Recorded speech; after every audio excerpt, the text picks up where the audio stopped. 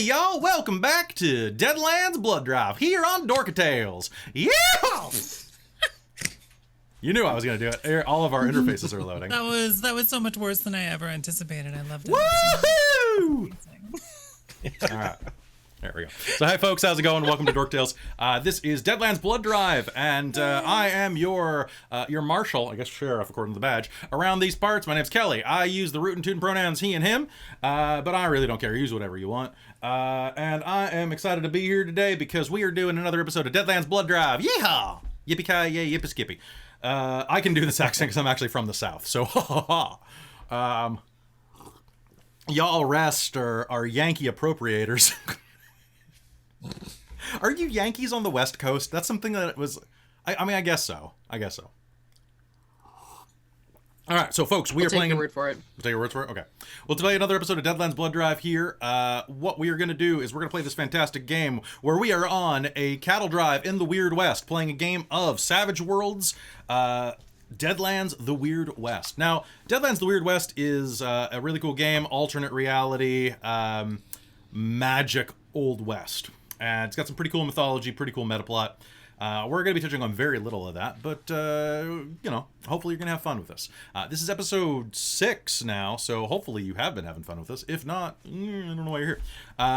If you're just trying to check out Deadlands, it is a cool game. I'm still learning it because Savage Worlds is very new to me. But I've got these lovely players here who make everything worthwhile. With that, I'm going to pass it over to them to say hello, but first, I have a can of sarsaparilla, and I'm going off sugar tomorrow because this vest is getting a little tight. So I'm going to have this today. Good idea. Oh, that is sarsaparilla. I really like sarsaparilla. You like black licorice too, don't you? I don't. I hate black licorice, but I like sarsaparilla. Does it taste more like sass or more like perilla? It tastes more like gorilla. more like gorilla. Okay. Sarsaparilla? It's sassy root beer. Sarsaparilla. Sassy gorilla. Funny enough, I got it from Robin, so it was sassy root beer. It was very literally sassy root beer. Okay. So Millie, I think actually you can turn your mic up another 10%, just so you know. Oh, and right. So on that, I realized Zoom updated and reset all of the automatically determined audio levels. Okay. They're louder as I speak. It's reset now. Hopefully it's I have regular volume. Regular volume sounds good. I have put down sarsaparilla as my note for the day. Sarsaparilla, nice. Sarsaparilla. All right, so I'm just gonna make sure our widgets are loading because Christa and Bran created a lovely little bullet tracker for us, and Frida's is having a conniption fit. Reloading too fast, then reload slower. What?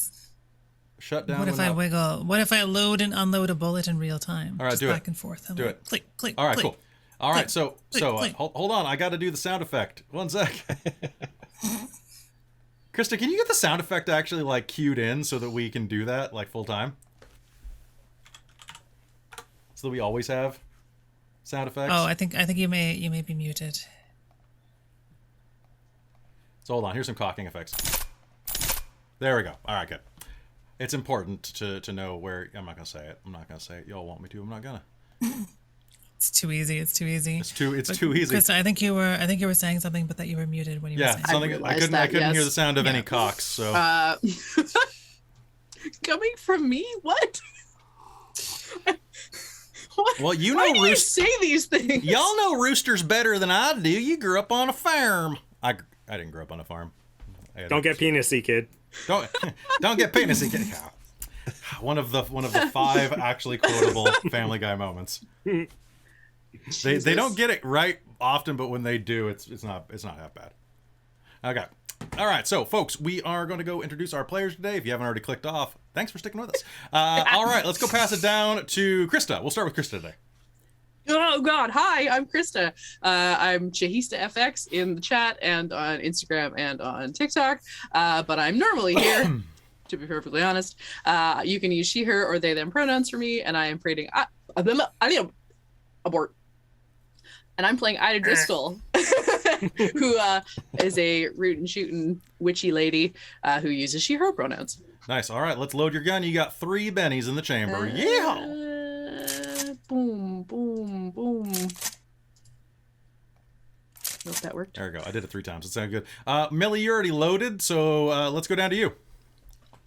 I mean, how do you know? Is it that obvious? Wow.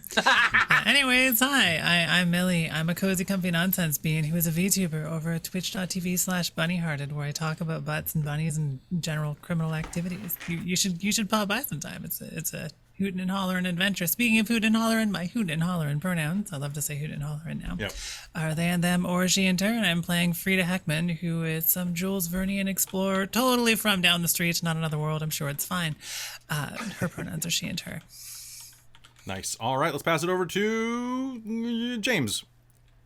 Why, hello there, fine audience. I am James, and today I'm going to be playing Thomas Catlett, who, and both he and I use he, him pronouns. That's our preferred moniker. Anyway, you can also know me as Otheon. You'll find me very, very rarely, occasionally doing streaming stuff, but mostly I stick around here and over on Precarious's channel to do a little bit of gaming over there. But yeah, that's pretty much me, and I'm playing the very legitimate gambler who is in no way a warlock of evil magics and powers. Of course. Not at all. Not at all. Anyway, I think that calls it for me. All right, give me 3 bullets. 3 bullets. All right. Also, James, if I may objectify you for a moment, Ooh, that beard's coming in nice, bud. Because I know that a lot of people have probably told you to, but I remember saying you should grow it out at one point, so I'm taking credit for it. Okay, It's really like you're not quite to biker level, and it's looking good. It's looking like, because you're like My face evil feels so much longer. Right? Well, that's my face looks like a freaking basketball right now because I trimmed I picked the wrong groomer. I was like, oh yeah, it's the 2 millimeter. It's never the 2 millimeter, Kelly. Why would you do that to yourself? Yeah. I would say that I think you look like a history professor I would see at a dive bar and be like, oh yeah, this makes sense. That pipe is just gonna show up in every game The now, pipe isn't it? is so good. Elementary, my dear Watson. Exactly. All right. I Speaking got of like a little bubble elementary, thing for it. Yes. hey Mike. Hi, I'm Michael, going with he, him pronouns, and I'm usually found here in Dork Tales, like literally right here, like this frame and everything. This is probably my only place that I'm showing up, and here I am showing up. This is nice. I like this. It's pretty good, right? You'll be in other stuff soon. I I like like what you've done with the place. it. We just went. Oh, give me 4 bullets. I'm considering renovating. I might knock out this corner. No, not the corner. Not the corner. Not the corner. Give me 4 bullets, you varmint. Oh, wait. Oh, that's too many bullets. Uncock. I'll take them back. All right. Decock. Peacock. All right, let's load some of my bullets. So I get 4. All right. Nobody go off half-cocked. I guess we're all half-cocked. Most days, Slightly yeah. more than half-cocked. We don't talk about Paradox or Fight Club or Bruno, according to the chat. But Speaking of Fight Club, long live Meatloaf. Oh Yeah. yeah, R.I.P. Meatloaf. Yeah, there's so many jokes to say about that. How did he die? Did they find out? COVID related. Was it COVID related? Yeah. Was he vaccinated? Yep.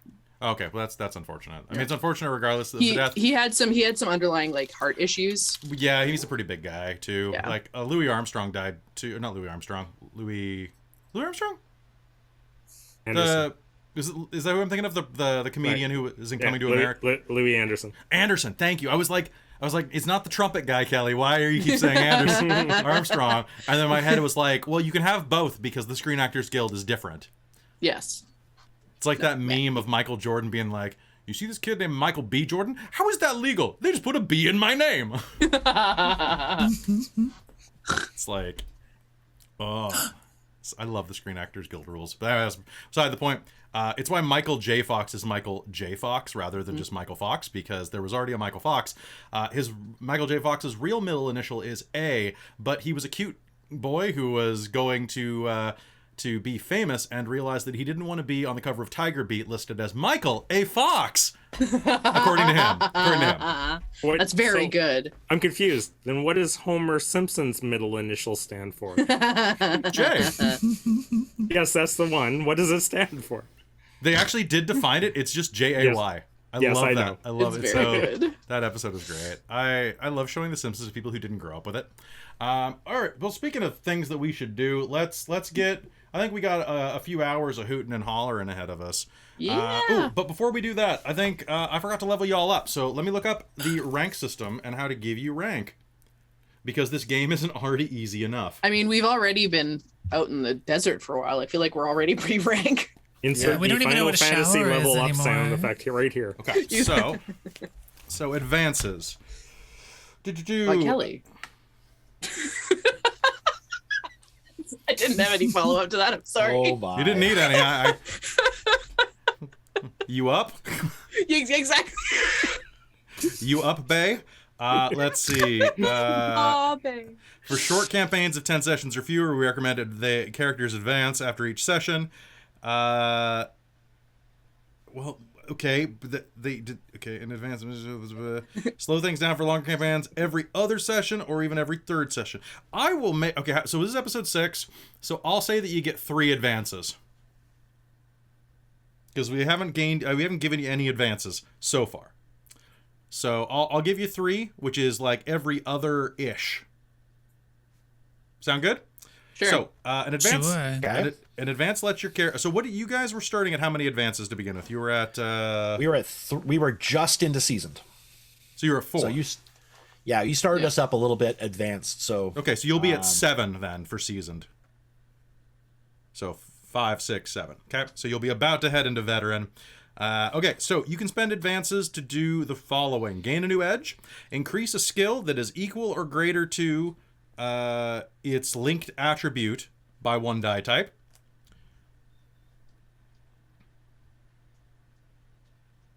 okay.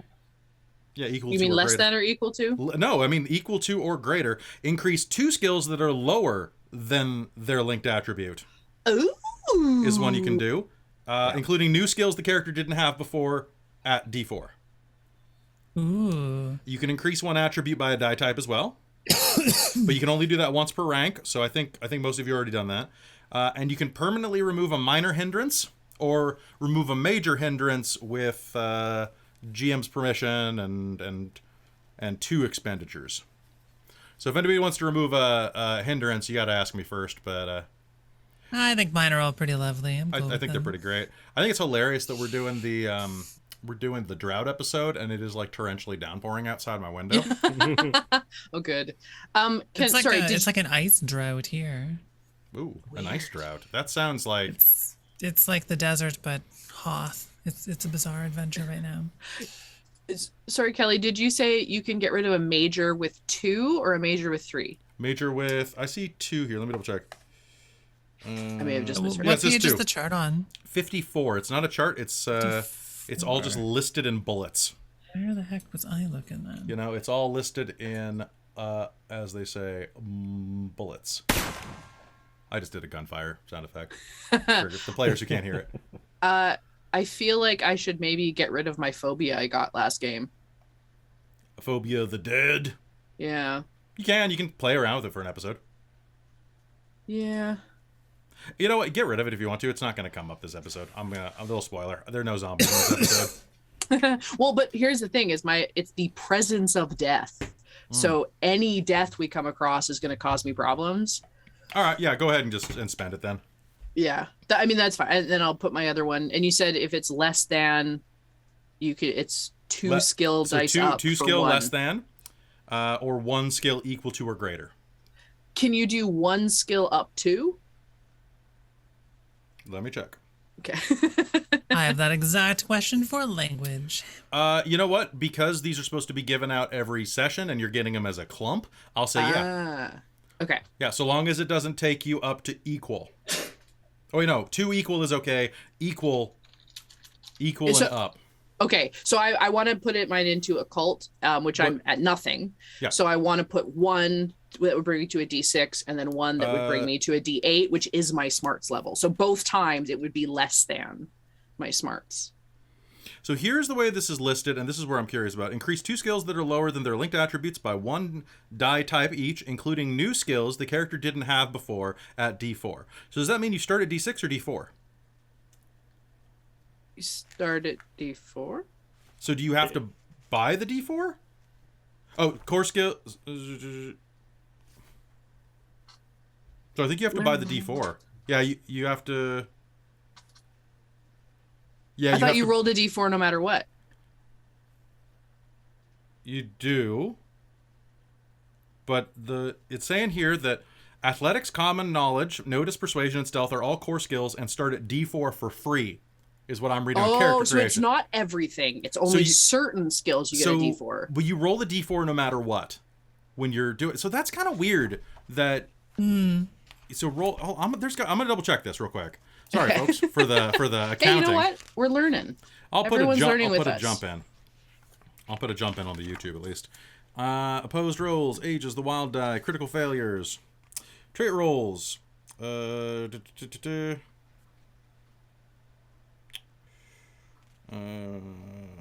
difficult task, multiple dice. Unskilled. You've done the skill. Oh, so you roll a you roll a d4 and subtract 2. I think we've been forgetting to do the subtract 2. Oh. So you're always at a -2 for it, but if you're But then unskilled, if you buy the d4, then you're Okay. just d4. So yeah, now that makes sense. All right, Let's purchase Ride. That seems useful. cool. Good job, Deadlands. You did it right. I did it wrong. Okay. What so is the linked attribute for Ride? Little doggy. So I suppose arguably I can't do occult by 2 because the wording specifically says 2 skills by 1. Yeah, but I'm gonna say that you technically got these over a couple of games. But if I did that, I wouldn't have been able to like save up because I would have had to spend 1 advancement and then another advancement, which means I would only have 1 advancement left to get rid of my major phobia. So I'm gonna say that I have to keep the phobia and I can up some more skills. I think that legally makes sense. We're using bird law here rather than normal law. So, and birds don't give a shit about that. So if you want to spend 2 for 1 in the same skill, I don't care. I don't Thank know. you. The birds that like park over my car tend to give a lot of shit. But do they give a shit about rules? Not about rules. No, the way they land on my car, there's no rules involved. Like I'd be out there cleaning it and it lands on it immediately. It's like, what about the rules? We are the law. Exactly. You varmint. All right, so everybody go ahead and level that up, and we will start in just a sec. And I realize that I have to adjust a couple things on... I have one question for leveling up still. How do we get more powers? That's a good question. I can answer that one. If can you want more, if you want more powers, you buy it as a it's an edge you can get. It's actually called, I believe, new powers. Really? And Okay. I think you get 2 from your list that you can go and get. Here, I've got it on. Savage Worlds Core, right? Savage Worlds Core, yeah. Starts on 45. Yeah, new powers. It's actually on page 47. Oh, I see it right now. An arcane character may learn 2 new powers by choosing this edge. Let's do it. Yeah. Interesting. And then I still haven't found the ride skill. What is it tied to? It's under coordination, isn't it? I guess for which attribute? Let me double check. Agility, smarts. I think assume agility. it's under agility. Yeah, let me double check. Oh, ride. It is agility. Sorry, I was muted and couldn't get to my screen. Okay, cool. Yeah, sorry, I was checking the Savage Worlds book, and it's not in there because Savage Worlds has many different worlds. All of them I imagine savage. the Deadlands book makes a ton of sense if you're already very familiar with Savage Worlds. But if it's Exactly. your first experience on it, going back and forth can be very confusing. Mm-hmm. Well, that type of modular game, right? Yeah. I read more of the backstory and setting for this episode, and none of it's necessary, really. But they definitely went all out. There's some stuff involving like King Arthur in here, and I'm like, huh. Amazing. Interesting. The Morgana effect is something in here, and it's like, Ooh. what even? Basically, they created a thing so they could revise their setting without having people be like, well, that doesn't make any sense. That contradicts previous editions. And they're like, yeah, it does, because of the Morgana effect. And they're like, oh, we're going to assume that's something important. You're like, yes, it is, but only the marshals can read it. Everyone has a plan Yeah, until I they guess get it was a D6 in notice now. That's Ooh, right. you can notice things as well as anyone playing Pop-O-Matic Trouble. Mm-hmm. God, I want to play a game where we use dice instead of a Pop-O-Matic Trouble. You guys know what I'm Alright. talking about, right? Oh, Well, yeah, it's absolutely. 2d6, right? You could play any Apocalypse World Oh games. god, we totally could. Uh-huh. I've got 2 new role-playing games that came in the mail recently that I really want to play. Actually, I got like 12, including Brinkwood, where you're literally fighting vampires, which are the 1%. Yeah, you feel me. Blood-sucking landlords, yo. But one where you're like running a Chinese restaurant in the 20s during the day and then fighting hopping vampires at night. Very excited for that one. And the other one where you're Death's roommate and it's all played with Jenga Tower. Nice. Yeah, so I might have to do something like that, but I'm streaming all my life. So anyway, folks, let us get some game going. Y'all have spent some stuff. You all ready to go? Or you still need some time? Mm-hmm. Yeah, I'm all good. I've got like I'm 4 still sorting beverages. out 2 new powers, but I can do that secretly in the background with secret mad science. All right, sneakerly. Cut. How does turning people into zombies work? Hang on. You just show them enough Just picked television. up a little thing. Oh, that old chestnut. All right. All right, folks. So guess what? It's time for Deadlands Blood Drive. Yeehaw! Hoot nanny. Hootenanny. Let's move this mic a tiny bit closer and let's get this show on that old dusty trail. And okay. Whoosh.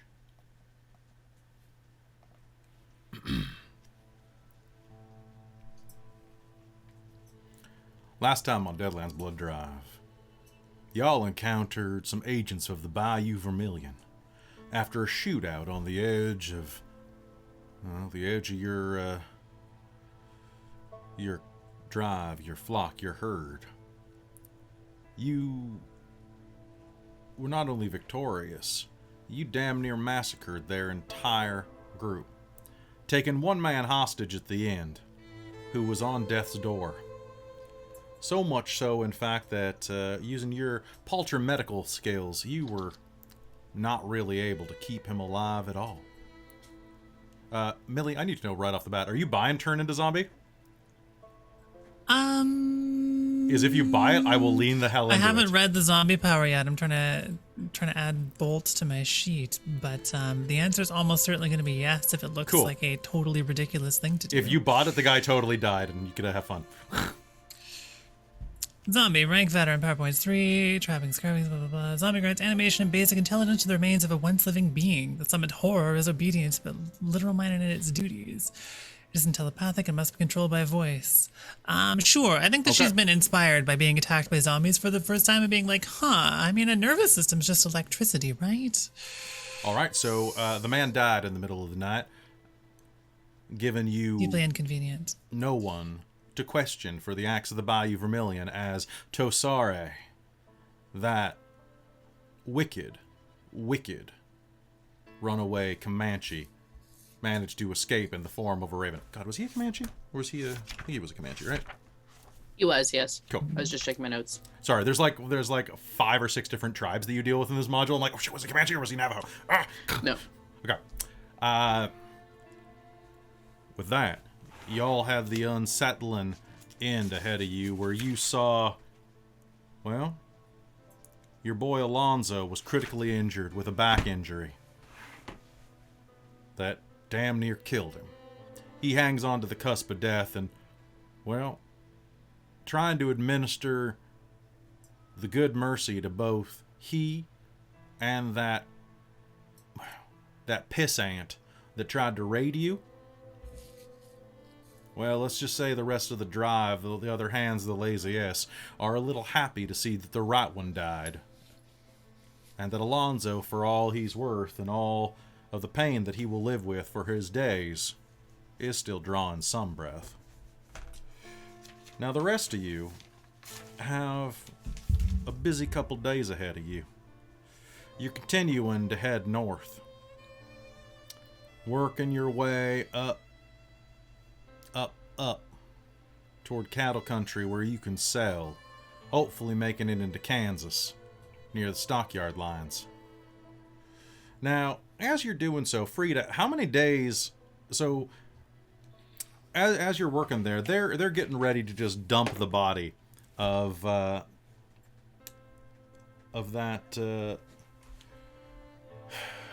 varmint. Now, who's this guy you captured? Describe him to me.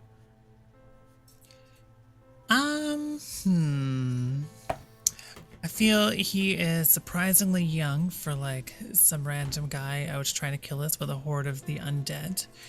I will say that he straight up has like a letter he wrote to his family about how this was the only time he was going to do something like this to pay off a debt. I think he looks like he's about 18 or 19. He's barely grown any stubble at all. He's pretty palely skinned. This is probably like the first or second time he's really been out in the desert doing anything of interest at all. Okay. Do you want me to come up with a name for him, or do you have one in mind? I would say, why don't we toss it to you or someone else to come up with a name? Okay. I've got a generator here. I've got Percy Atkins. I've got Leroy done. Davis. Percy Atkins? Percy Atkins is amazing. Okay, Percy Atkins. He's a Texas boy, right? Sure. Okay.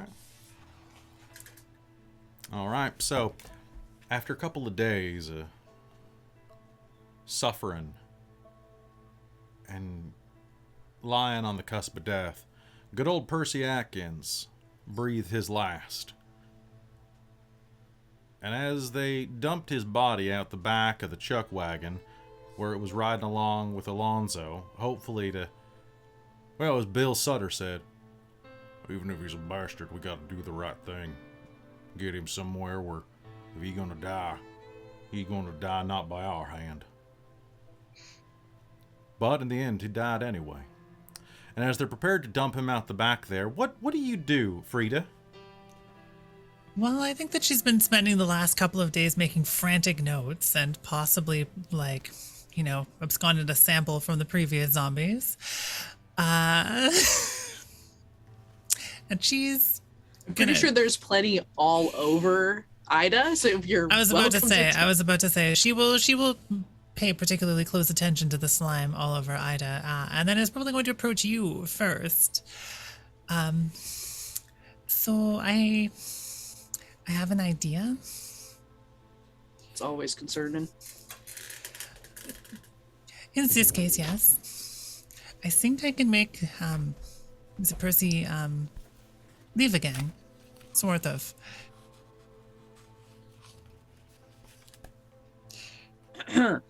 I'm sorry, I don't think I heard you. Say again?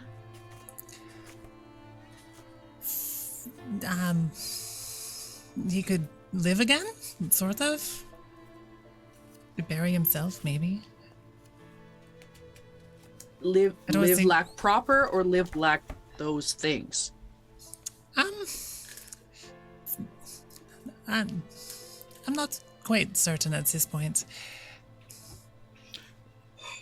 So as you're role-playing, quick point of order. I just wanted to double-check. So, zombie, you need to be a veteran rank to be able to do this. Do I? Okay, that I didn't check. I just So it's skipped just- down to it real quick. So it's right This under... could just be ill-advised attempts that will go horribly wrong. You know what? This is dumb enough. I'm going to give you all an extra rank. You now are veterans. Enjoy. Oh God. Okay. So yeah, you're gaining you gain an extra point. You have 4 advances. Oh my. Just don't spend that dear. last one until after game, okay? Okay. Okay. Sounds good. Sounds good. Because this is I'm dumb. also completely fine with this being something that she in no way can do, and she's just going to cause a corpse to explode.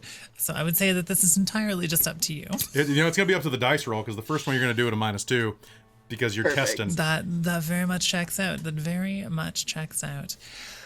Well, I have been thinking, see, since the rotting men say they tried to kill us, they are controlled by the electric discharge, the lightning that is in all of us, right?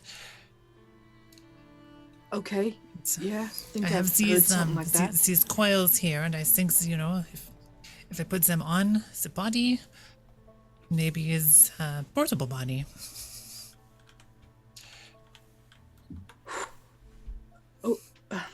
What do you think? I feel like my honest answer is not going to be preferred by you. This is why I came to you.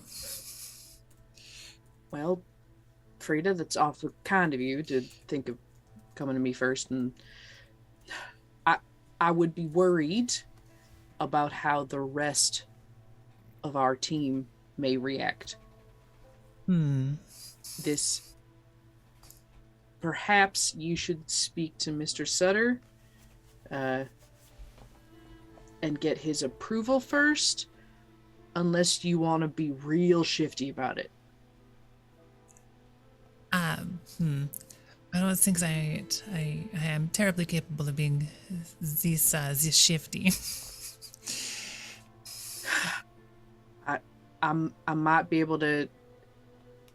If you think this is something that will be good for us and be useful in the future, I will help you in this and perhaps be able to sway Mr. Sutter with you.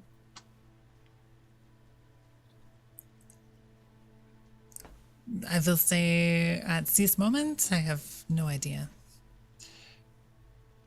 Okay. It's just when you have these thoughts to see the experiment through, but it's a spooky one this time. So Very spooky indeed. If six-eyed cows aren't spooky enough, they're quite cute. They are always looking at you. They're independent eyes that work. Oh Lord. I never even considered that as an option, that all six eyes move independently. Oh no. It's so much worse.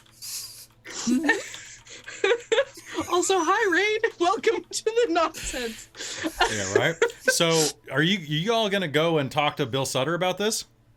I think that Frida trusts Ida quite a bit, and will at this point not go ahead with randomly raising the dead in the middle of a caravan, but will continue to take notes and prepare to do so in case of emergency. Okay, so you're not gonna go talk to him. Not yet. Okay, well, as you were hearing this, you're just going to hear the sound of a spade breaking earth as a couple of the farmhands, as Bill in the distance, and you know what? Actually, Trenton and Thomas were recruited out to here to dig a grave for this man on the side of the road. His body's not even wrapped up, just laying in the ground cold. Or laying on the ground cold. So they're sweating their asses off in the early morning sunlight. The sound of a shovel breaking earth repeatedly as Bill Sutter kind of guides nearby and does a little bit of foreman work spading himself, but he's a bit older. So he's doing a little bit less of the labor, but he's kind of sweating through his napkin. They just came back last night from their water hunt, and we're definitely happy to see the carnage that you re-inflicted upon them, upon those raiders, but are definitely not pleased in general. He's definitely not pleased in general. So in the distance, you two are just going to hear the menfolk shoveling and working as the rest of the camp prepares to head continuously north. You just going to let them bury the body? I think, yeah, I think so. Sorry, I almost did Frida's accent. I think so. You think so? Damn, okay. Quick question. This guy, who was this guy again? He was the shaman? No, this is just some kid. The shaman turned into a bird. Oh, and this flew is away. the kid that I tracked down and he died. I didn't actually mean to kill him, but I did.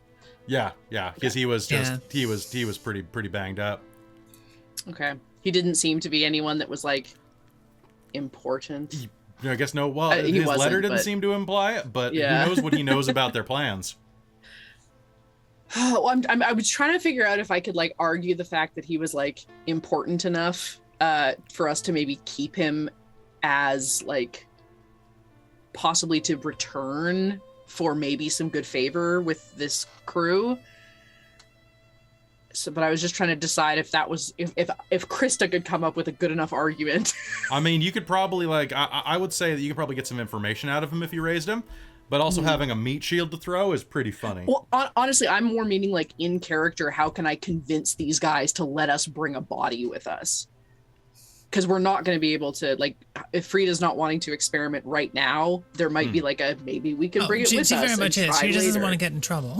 Exactly. Well, and that's what I mean, right? Yeah, is try to find that balance. So I was trying to, like, if anyone has like a good argument, they think I can maybe deceive people into thinking it's made sense. Well, There could be a reward for his. Not to go against you, but Trenton is probably under the impression that once a person's dead, they deserve to be put in the hole with their boots on, so they can go to the great beyond and, you know, continue their journey, not continue wandering around here without a soul. Oh, absolutely. I'm not, and I'm not like I'm mostly just trying to think of like how would Ida want to help Frida, and like convincing people that it's okay for Frida to do what Frida wants to do, because she has been very useful to Ida so far. We Aside from certainly almost killing her, could do well, that was only once but exactly. and a half. What's an almost do, death between friends? Yeah, it's fine. we could always do an experiment to see if we can learn anything from him. Just bring him back temporarily, maybe. Yeah. Okay, they're digging over here, right, with the body, and it's like Come midday. on, boys, we got to get it down before the sun gets much higher. Okay, and it's just the two of them. It's the two of them, and Bill Sutter's over there himself. Hey, Okay. could Thomas have gone over and joined? He'd probably sit down nearby and be like sketching the body or something like that. He'd, like, You're one of the ones with the see shovel, dude. Yeah. Oh, sweet. Okay, sorry, I misheard. Oh, sorry, it's My bad. those two that are there. Yeah. Okay, sorry, I thought it was other people that. No. Thomas no. Sorry, is probably I'm very clearing the confused. loose dirt. I doubt he's breaking the hard dirt. Oh yeah, no, I am flimsy. Okay. You're doing Trent's that got thing a where you pick. do like one scoop and then you have to stop to like lean on your shovel and wipe the sweat off your brow and look and nod at the other people doing the work. And you're like, oh yeah, it's tough going here. Okay, I think this is fine because like they've only just started digging this hole, right? They're about a foot deep at this point. Okay. And I think Trenton's gonna want to give him a good deep grave, so I think we have some time. So I'm gonna leave it over to Frida and say, Frida, we might have a small window right now. Is this gonna be real loud? I have no idea. Wonderful. We will see. It's Okay. exciting as science. Very excited. Okay. I'm gonna walk over. Sort of indicate Frida to follow me. Boy, are you going to lean on that shovel or are you going to use it? But are you sure we need a full 6 feet? I mean, Well, I've seen coyotes like digging up bodies from If the coyotes want to good dig up 4 his feet. body, that's fine, but I just need to get him out of sight. We'll roll some of them rocks on top so the coyotes can't get to it without a little bit of backbreaking work, too. well, The why don't we trick- just pull them around over behind that rock over there? We can just leave them there. That ain't right. That ain't right, son. I don't know how they do things back east, but out here, man dies. So you- Bury him and bury him deep. But you just said you didn't care about the coyotes. How are we actually doing the full 6 feet then? We're not... Yeah, you're doing the full 6 feet. He's gonna shove a shovel in your chest, like just the handle. And get to work, or else no beans. Mr. Sutter? Finally. Basically vibrating behind Ida. Sorry to bother you, sir. Frida was wondering if, while these gentlemen dig for this poor soul, could she perhaps take a look at the body? She's a biologist by trade and is trying to learn as much as she can, and this is a golden opportunity for her. Make me a persuade roll. Like, let's... Absolutely. I'm gonna do it at a -1 because he's giving you a bit of a skeptical look. No, Like, that's fine. What am I?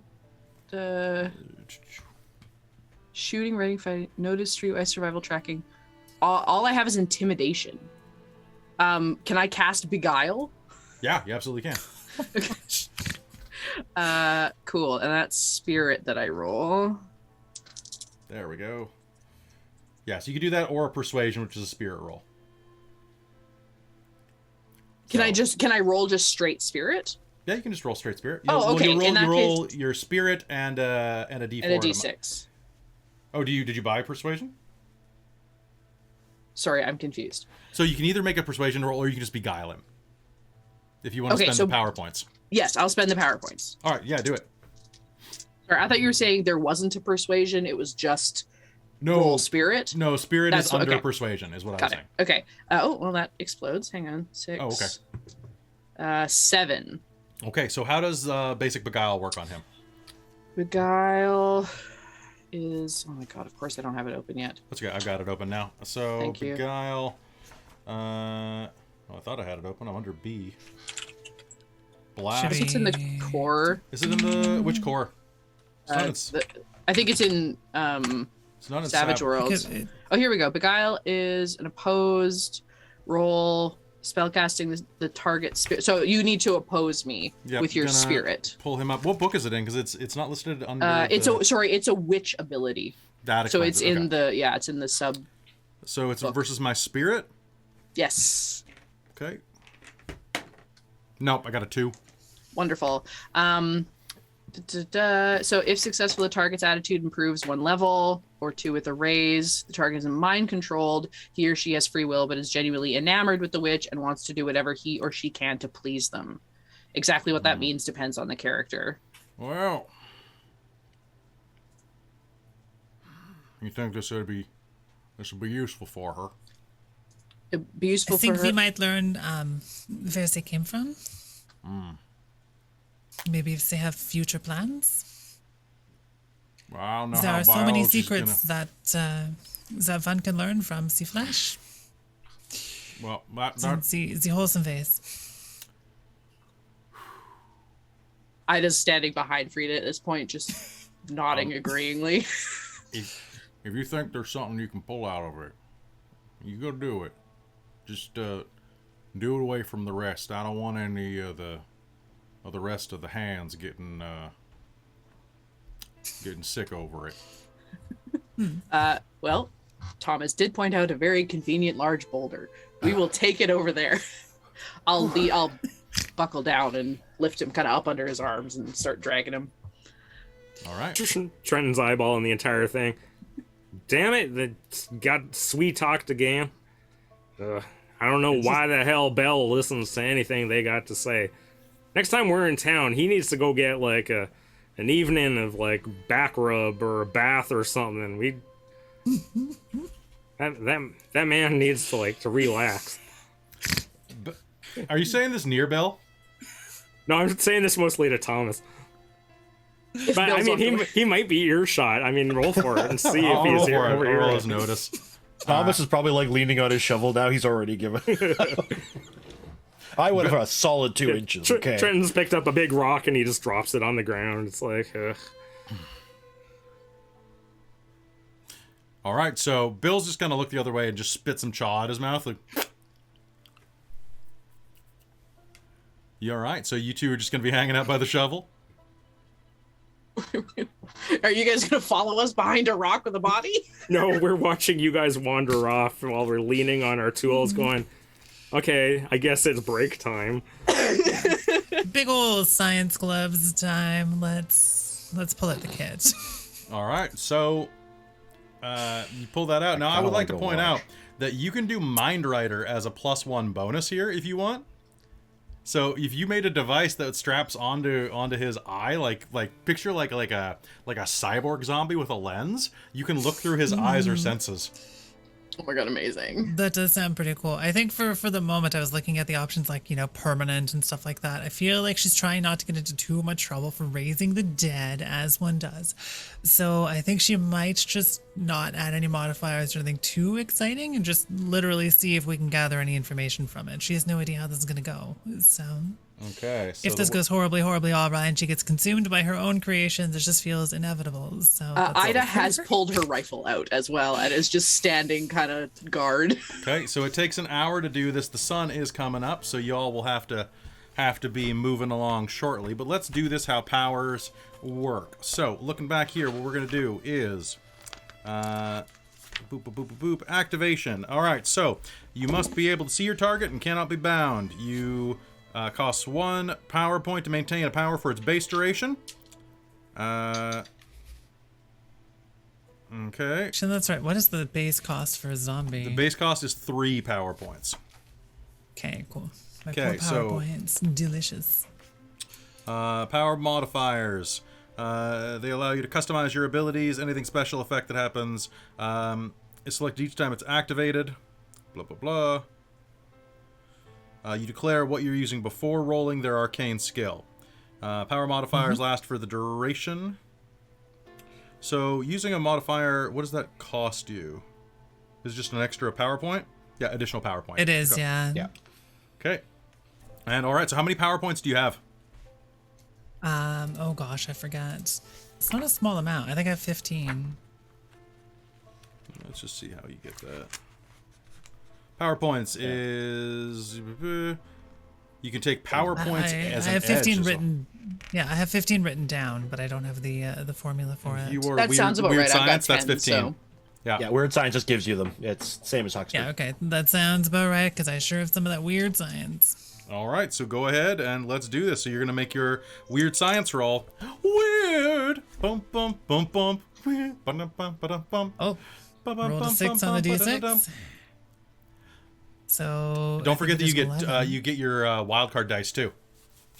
That was the d6 of the wild card Nice. dice. The other one only rolled a 5 on my d10. And thank you, Rollers of Annoying Fate. You're event. awesome too. Yeah. Well, yeah, y'all are awesome. Y'all.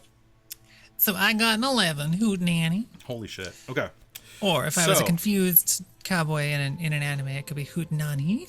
Who the nani? All right, that's going on my list of to-dos. Mother. Hoot. Nani? God damn. Everybody buy the Nani shirt of my face. Okay. Oh my god, I could just change the shirt I have of me going, Yeah, put "Nani?" Put a put an cowboy hat owl- on, like in the Photoshop. Put an owl beside it too. Hootenanny. All right. So how do you do this? This is the important part. So I feel for trappings and stuff, it's very Frankenstein, because all of her current abilities are all like electric charged base. She has a big flashing light thing. She blows a hole into the ground with sonic discharge. She shoots lightning at people, and this is more electricity. So I feel like if there's no lightning from the sky, it might be nice and cool and thematic to generate a lightning storm for this, even a small one, just to zap into some cool device.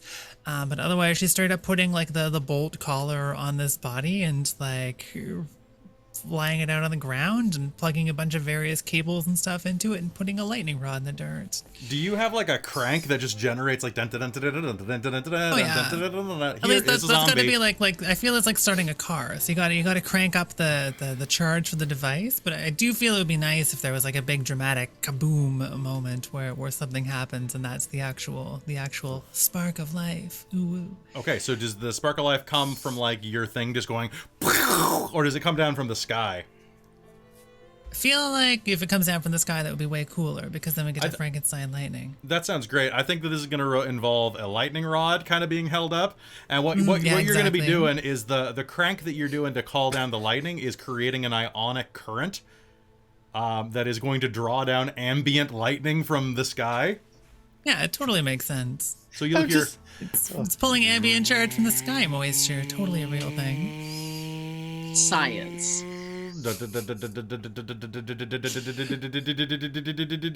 I just slowly backing away, like these two Various- see you slightly stepping behind from behind the rock. Hair is getting Just- I'm kind of- frizzier and frizzier. I'm kind of imagining I'm imagining the two of us just standing there being like, what do you think they're doing back there? And you just see this lightning rod like kind of come up over the rock. And lightning is just going to like crash down into Frida's Flickers and auroras in the sky. It's like, Yep.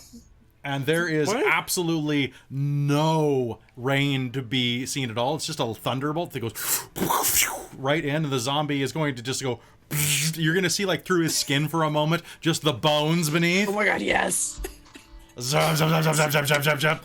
And suddenly, how does this thing? So it is intelligent and has its smarts, but is your friend. is your ally. Well, I think that it has the physical skills it had in life, but its smart spirit and related skills are reset to D4. So that moment, So I Trenton think leans over to it's- Thomas and says, It's dumb as hell. think we better dig 3 holes? It'll But start the to let moment it out. makes a noise, there will be a very, possibly the loudest What? noise audible at all, will be a very excited Prussian-sounding peep of joy. And Ida's step. You'll see Ida from around the side of the rock. Lock her eyes for a sec. You'll, It worked! you'll see the body's Fuck. jaw is going to pop and let a part of, and a little plume of gray black smoke is going to come out after all the internal organs have been barbecued very much by that lightning bolt. Just, oh, this is going into notes. Ugh. Ida, The you organs okay? are the slime. The Yeah, hell fine. was that? They are slimed. They are. I think they have bones.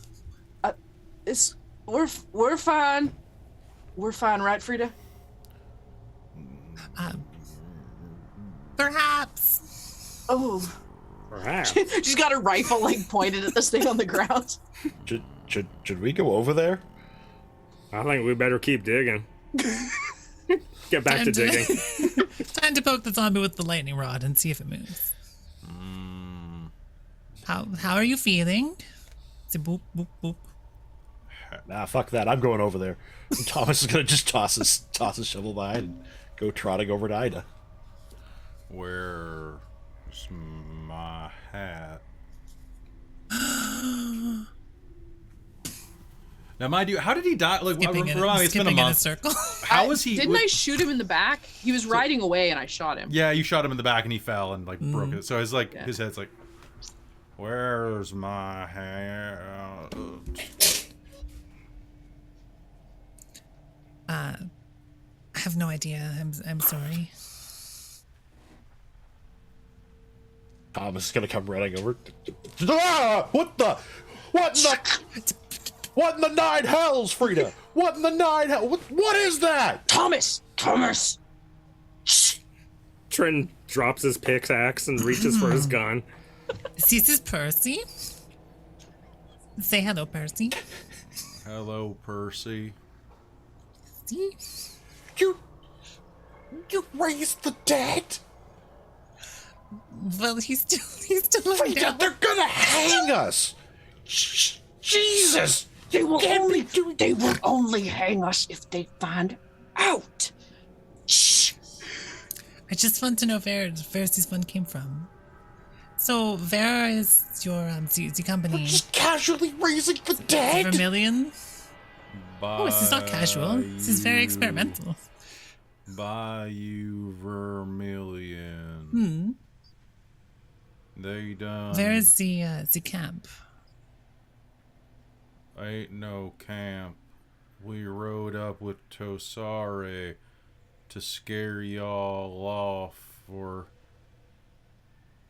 do what needed to be done. There weren't supposed to be so much resistance. Something stung me in the back. I shouldn't have been thinking about Molly. It was be you. You will be fine. I feel better already. I will be fine.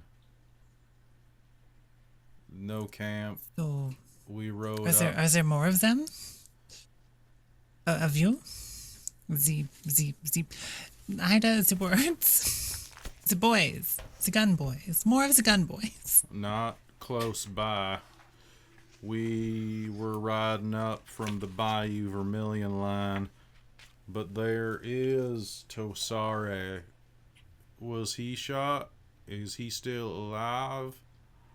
He's got powers like all of the rest of his kind. Oh, that one. I almost got him. He'll come back. He's got a war band I heard him talk about, and I saw him meet with some once. They hoot and holler like yippee yippee-coyotes. He We're- probably is gonna go get them and come back and kill everybody. He's a We're- mean son of a bit. Looks up at you, Frida. Were Gun, ma'am.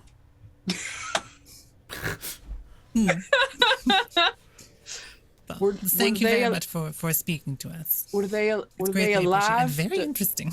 The people you saw were they like the creatures that he brought with you, or were they alive? He slowly turns and looks at you, Frida, with a pleading like, do I answer this or not? She'll shrug. Maybe you should ask him. He seems to only listen to you. She'll repeat Ida's question. They're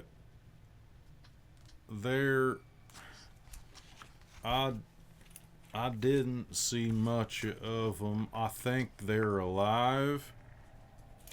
But one second, let me just double check one fact that he might not have known, because I hadn't thought you'd do that. But ooh, nice. Okay, they all. I saw one of them. They all had a mark or a piece of jewelry on them, shaped like a blackbird.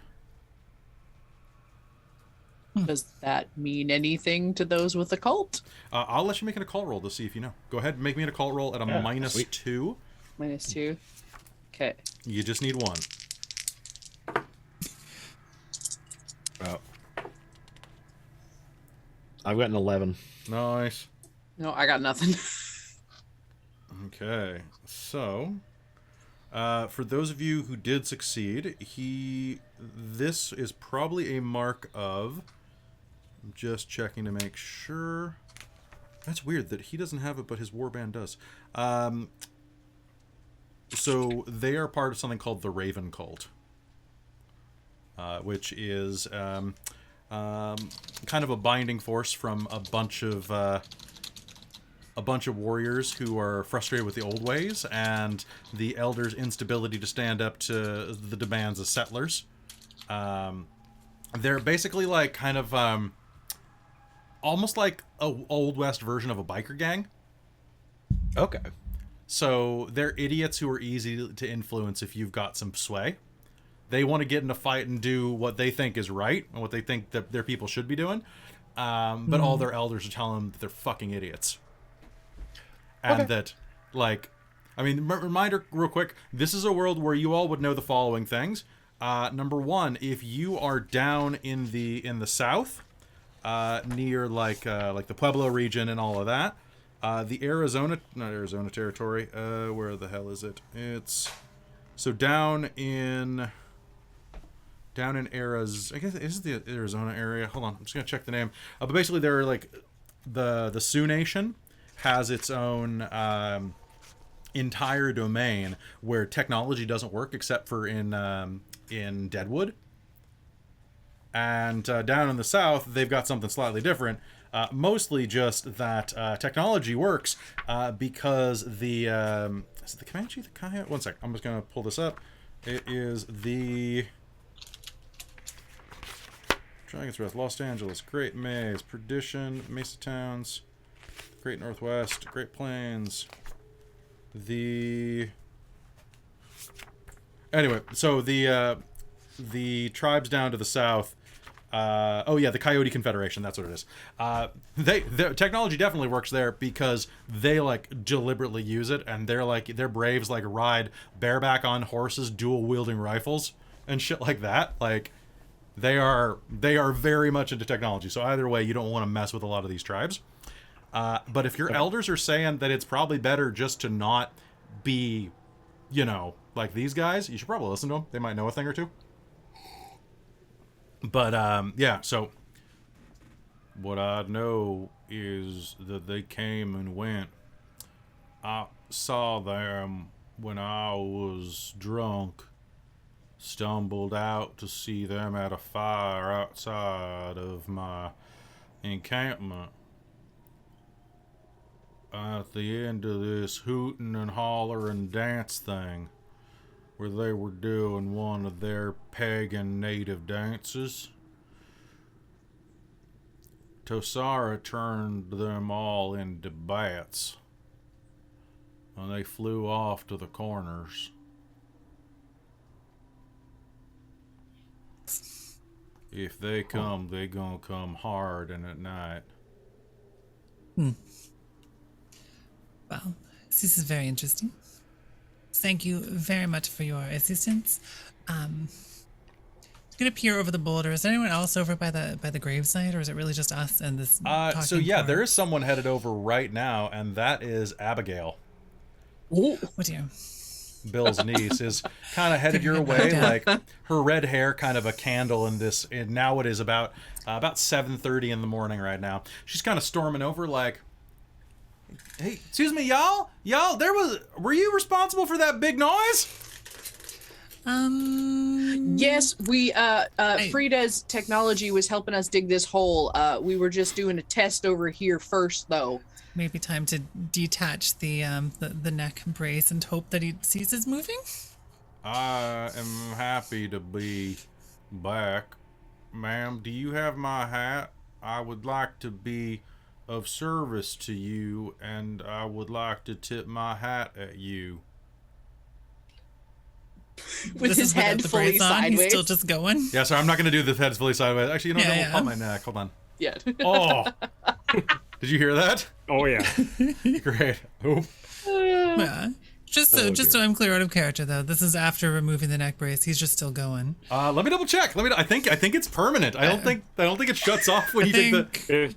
I think that if he's still can going, make it permanent with a modifier, but also I think at this stage we could absolutely have that modifier applied. if he's still going, Trenton's gonna put a bullet in this thing. Yeah. This abomination.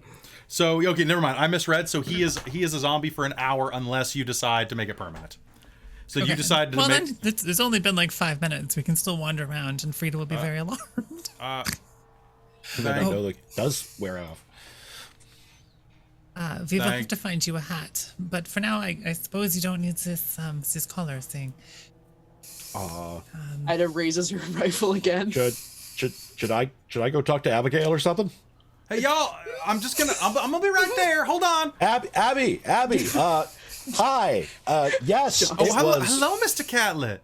How are you doing this fine morning? I'm all right. My uncle's gonna be right. He's gonna be plumb ticked if that hole ain't dug. Those. Oh, don't worry. You know what? Frida's new device is going to dig the hole for us. It's going to be fabulous. It's just going to take a second. You saw it work last night. It just needs some. I didn't see anything work last night, Mr. Catlett. But I mean, it was pretty dark last night. I mean, with all the gunfighting and all, it was not. I guess I could have missed some things. Meanwhile, around the boulder, you hear, "You need a hole dug." Listen, it is a beautiful morning. Why don't you come for a walk with me? We can have a quick little stroll around. They're going to take care of that entire problem. And well, I'm sorry.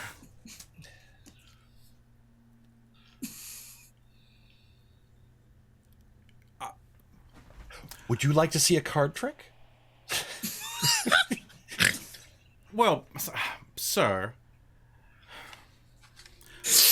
I'm getting the strong sense that you were trying to distract me from something, which is exactly how card tricks work, and I'm very interested. Yes. Well, here, let me and he's just gonna like pull out his deck from somewhere. It's just gonna materialize. And oh wow, you have such masterful control of that deck. Oh, but one thing I have masterful control of. Wow, look at the way you just spread it. Trent's putting his gun back in his holster and going back to dig the hole. So I think at this point Thomas is going to kind of work his way around, so she's looking towards him and away from whatever the hell's going on over there. Trenton, you're behind you two. So as you're dealing out your cards, doing your rifle, you're just gonna hear shunk, shunk, shunk as Trenton is working there, and then a second later, you're gonna hear chunk, chunk, shink, shink, chunk, chunk, shink, as Percy has gotten up and gone to help dig the hole. and it's behind Is your Trenton back. gonna shoot him? So there's like another No, shovel. Trenton's having normal conversation with him because the rest of you are just like off the rails. I haven't done anything. What are you talking about? Who we digging I was asking him this questions. You're the one that said hole he'd kill him. We're gonna dig this at least 6 feet down, and then once we get there, we're gonna make sure no coyotes around. That we're gonna put in some nice sand at the bottom, make it nice and soft and gentle. Maybe put in some flowers, make it real nice. And then I figured you could lie down in it, and then we'll just cover it back up again. That sounds nice. It really does. It will be cozy, perhaps. I was thinking maybe even get a pillow or something. Oh my god. So he's shoveling real hard. He is a real good shoveler, and he adjusts his grip and puts his shovel directly through his foot and cuts the end of his foot off. It's chunk, and then he immediately starts going and falls over because he doesn't have the balance. And I rolled a 1 on my shovel check. Oh dear. So he cuts his damn foot off. Basically, so like if your foot's shaped like this, he bites it back into the heel, basically giving him a spike peg leg, and just goes over. And he starts trying to dig from the ground. Trenton will like gently roll him to one side and be like, Here, you can just give me some moral support. How about we just continue having our conversation? I'll keep a digging, and I don't know, why don't you tell me a bit about yourself? What kind of stuff have you been up to in the last little while? I got a ring for my girl, Oh, that sounds real nice. but I actually like her ma better than I like her. Oh, that sounds wonderful. Her ma's got big mammies. Oh, you really got your life figured out. I mean, I picture the future for you is going to be real bright. Wait, probably not that bright. I think she likes me because she keeps asking me to help with tasks around the house, but she's always taking a bath when I come over. Who cleans themselves once a day, really? Well, you know, considering your current state, I mean, you could probably go for one. Ida still has their rifle, or like her rifle trained on this thing. So he's laying down. He's gonna start like just like using the tip of the shovel and like digging while he's laying down and like kind of clawing the earth. You know what? Ma'am. We're good 4 feet down. I figure that's probably good enough, and I'll get up and roll them into the hole and start covering them back over. This is nice. Sleep well, sweet friend. You think I'm gonna see Miss Petunia's face full of dirt? Hey Frida, we're not just like this is gonna end, right? We're not just leaving him there for eternity. I'm gonna lean over the hole and shoot the guy in the head with the rifle. Okay, so across this area, as the wagons are starting to get set up, you're just gonna hear a. Yeah, Trenton takes an obvious big step back. You. Oh, jeez, that scared the bejesus out of me. Abigail will say. Oh, is she turning towards that? Well, yeah, a gunshot went off 10 feet behind her back. Thomas gonna. Oh, I think Thomas would jump too, to be honest. her, yes. Make me a spirit roll, kiss her. Thomas. Don't do it, kiss her, goddamn it. Yeah, are you gonna? Yeah, totally. Okay. He's gotta distract herself. I want you to make me a spirit. So good. Make me a spirit roll anyway. I want to see. How good it is. Oh, Yeah. Okay, why do we keep rolling kisses in these damn games? Roll a 1. Roll a 1. Oh my god, yes. Or roll a 50. 1. No, roll a 1 and headbutt her. You break her nose. Oh god. Okay. So that is I got a 5. Okay. That's one. I got one success. I'll give you a +1 for previous success. That'll be a 6 total. Okay, so you'll just give her. How do you do it? Do you just like grab her by the face and just go? Oh yeah, I'm just gonna be like, Like, no subtlety, just pure desperation. Okay, so Being there's like, gonna be "Oh, like some shit." awkward. So like, just cut into this. That gunshot goes off. He kisses her. Her hands kind of go up a little with the elbow thing that girls used to do in the '80s movies.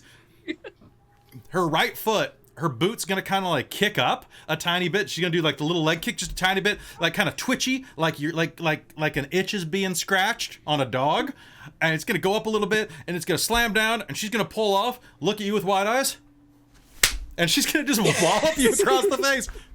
You ask first, and it's gonna storm off. So she didn't hit you that hard. She didn't hit you that hard, but just like she's blushing, her eyes are wide. She gave you that you think that she's probably into it, but consent counts. But it distracted her. The door hasn't been closed. The door It's has just not. been... She's gonna smack you. Take a couple feet away. Go, and just walk up. You can picture her with her arms around her hips, just kind of like out like that. Like, Yes. So this thing's Sacrifice dead, I right? make for this. So through the hole in the ground, I need you to do me. You know what? How many health? Incapacitated with damage. Okay, well, let me just check one thing real quick. Let me check one thing. Please, Be nice if I please had don't wound him. Please don't wound him. Yeah, don't. Please just kill him. Zombies are on page 191. Okay, hold on. So I'm gonna say this was After just. all that, you better finish it off. How many health levels does a zombie have? That's a vampire. No, he's a vampire. So, oh my god. So, alright, so you shoot, and through the hole in the ground, you'll hear. Ow. Pressing this thing to his head. I'm gonna like kneel down. So he's half buried. Is he? Yeah. Oh, okay. So But this, I- was like- this in the head or was this just in the body? Oh no, this isn't like in the face. Like Oh, okay. So the Yeah. top of his head's just gonna evaporate, and it's just like his nose bone and jaw, and it's gonna go, ow, and go, poof, and just flop over dead. But he's gonna get an ow out first. Ow. God damn it. Hey, you got over your fear of dead things right now. That must have been That, it. that was how you did it, right there. There we go. She's gonna like sheath her rifle and just Trenton will offer a hand to help her Ida get out of the hole. pull up.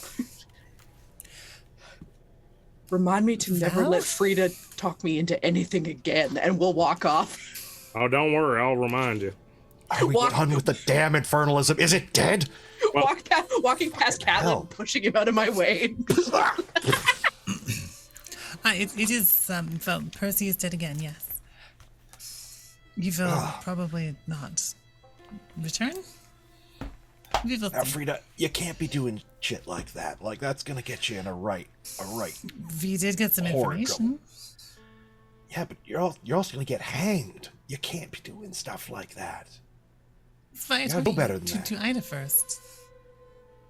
You didn't know What does Ida know about magic? everything about the rules. All right. Listen, Frida, and he's gonna. Just the moral Thomas is gonna compass. basically get close to Frida. He's like, look, I pull out my little compass and it goes, oh, the morals, and it points to the Ida. The Ida. The sweet bean. look, if you're gonna be raising more dead, come talk to me first, okay? I'm the one who actually understands all this shit. Wait, you've done this before? Okay, so why did it stay? I We have are so not many, talking about this right now. so very We are many not questions for no, you. No, you dabbled in Excited infernalism bouncing. and raising the dead. We're not talking about this right now. What infernal? Maybe after dinner, okay? This is simply the nervous system. Is a small reinvigoration. No, it's not. There's Pull the infernal- soul back What from are you talking hell. about? There was no soul in that thing. It was just sludge moving around with There's the always a soul. lightning in it. The lightning sludge. While they're bickering, Trenton's pounding a makeshift wooden cross into the ground. Nice. Well, Thomas is probably gonna throw his hands up in the air and head off after Ida. Catlett, you're gonna hear a voice call out over Catlett, Like freeze? Huh? Yes, a sir. word, if you don't mind. You'll hear from Bill Sutter. Shit. He'll mutter under his breath and go running, and he'll go over and talk to Bill Sutter. Okay.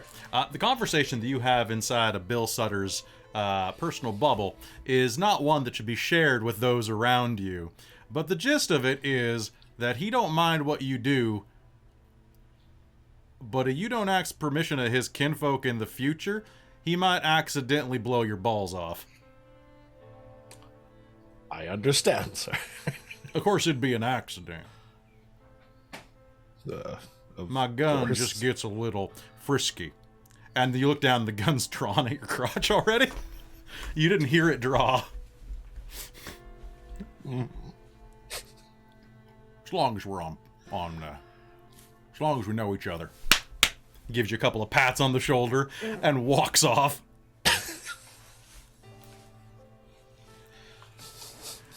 You can fill in the details there yourself. Oh yeah, no.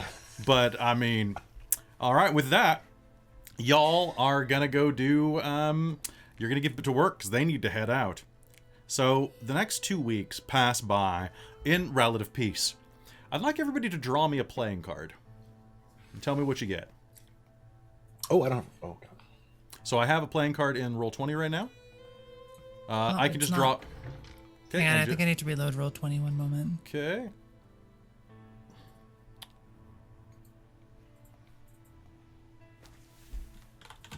I knew I was forgetting to open something when we were starting up here, so sorry about that. I even reminded everybody. Jeez. It's true. There we go. Now I'm in. Well, I opened it, but I didn't notice that it never actually loaded. I think it was just frozen this whole time. There you go. I put everybody's names down so you have your own play space. All right. So, Ida, since you drew first, you drew hearts. All right. So you get downtime, backstory, or a journey. Or a trek, I should say. Ooh. Pick one. Backstory. The tale of your greatest love, lost, found, present, or waiting for you back home. Oh. You got to tell this to me. So we're doing an interlude right now because it's a mechanic that they suggested I like. So the way this works is the basics. Players tell a story from their character's point of view and are rewarded with a Benny. So when I want to give my players a moment to catch your breath and take into talk in character, allow those who want to take part to draw an action card from the action deck. It gives them 3 choices: downtime, backstory, or trek. If the player draws a Joker, then give everyone an extra Benny and let them choose the suit and category. Downtime is what do you do when left alone. Backstory is a tale of your past told through your voice and narration. And trek is the story of an obstacle or challenge the party encountered on their trip. Interesting. Okay. Do you want me to just tell this as if it's like a voiceover or Yeah. like okay. So as you wander into the distance, and let me put on something. You want some sad music? Sure. Is this a sad thing or a I'm happy not thing? gonna be good at this. Sad, I think. And sorry, does it has to be about the first love? So it doesn't have. It has to be about. Here we go. A tale of your greatest love, lost, found, present, or waiting for you back home. That's what you drew. Oh, okay.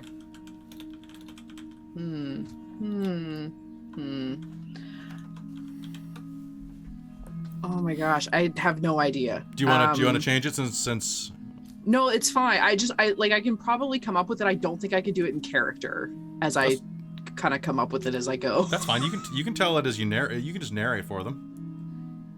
Okay. So she was orphaned very young and was picked up by this orphanage that was a school for young girls that taught them certain abilities. And she learned that.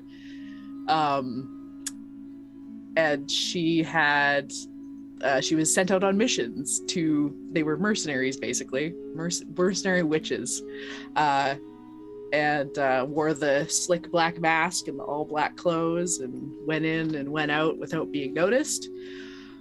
But when she was sent out on a mission on her own, right before she was supposed to graduate, she had to meet and seduce her target, who was a young man, and it kind of worked reverse.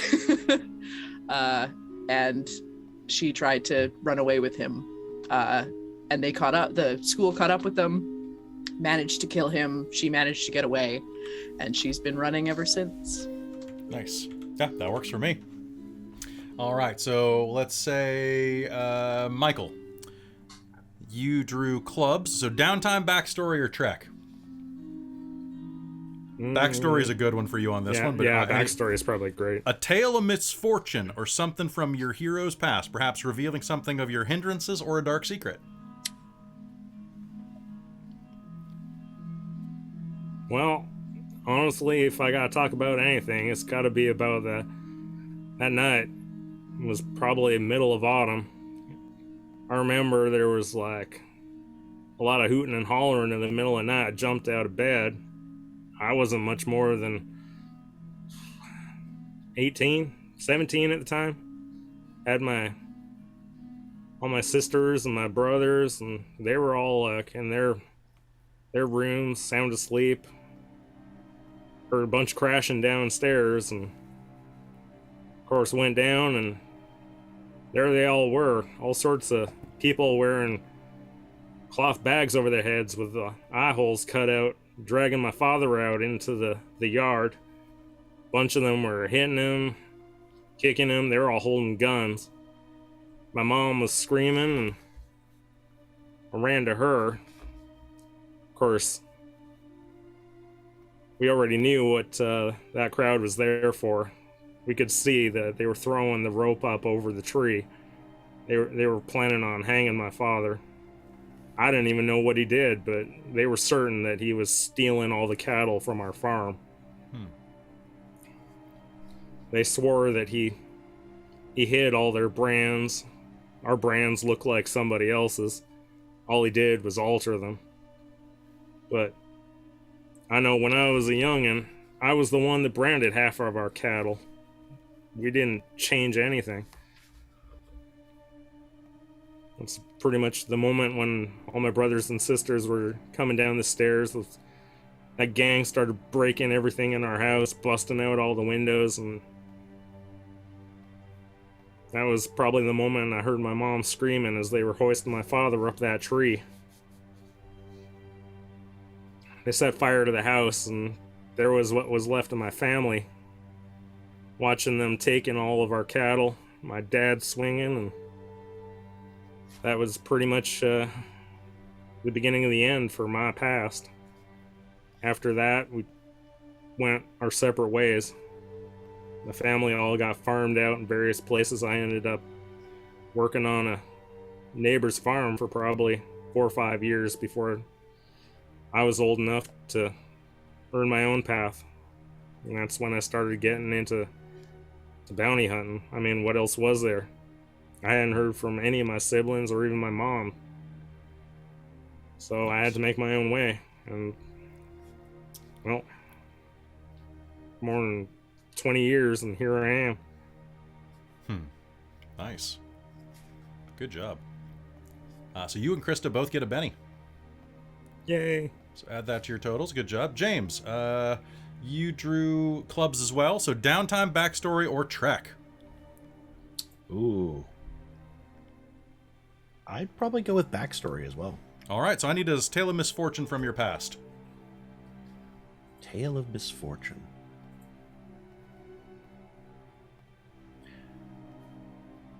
Sure.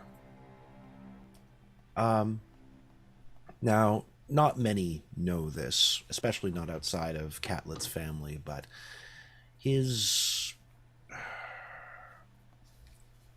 lineage has always been somewhat unique. There's been a richness to it, a depth to it that most people aren't aware of, and it's not something that they typically advertise.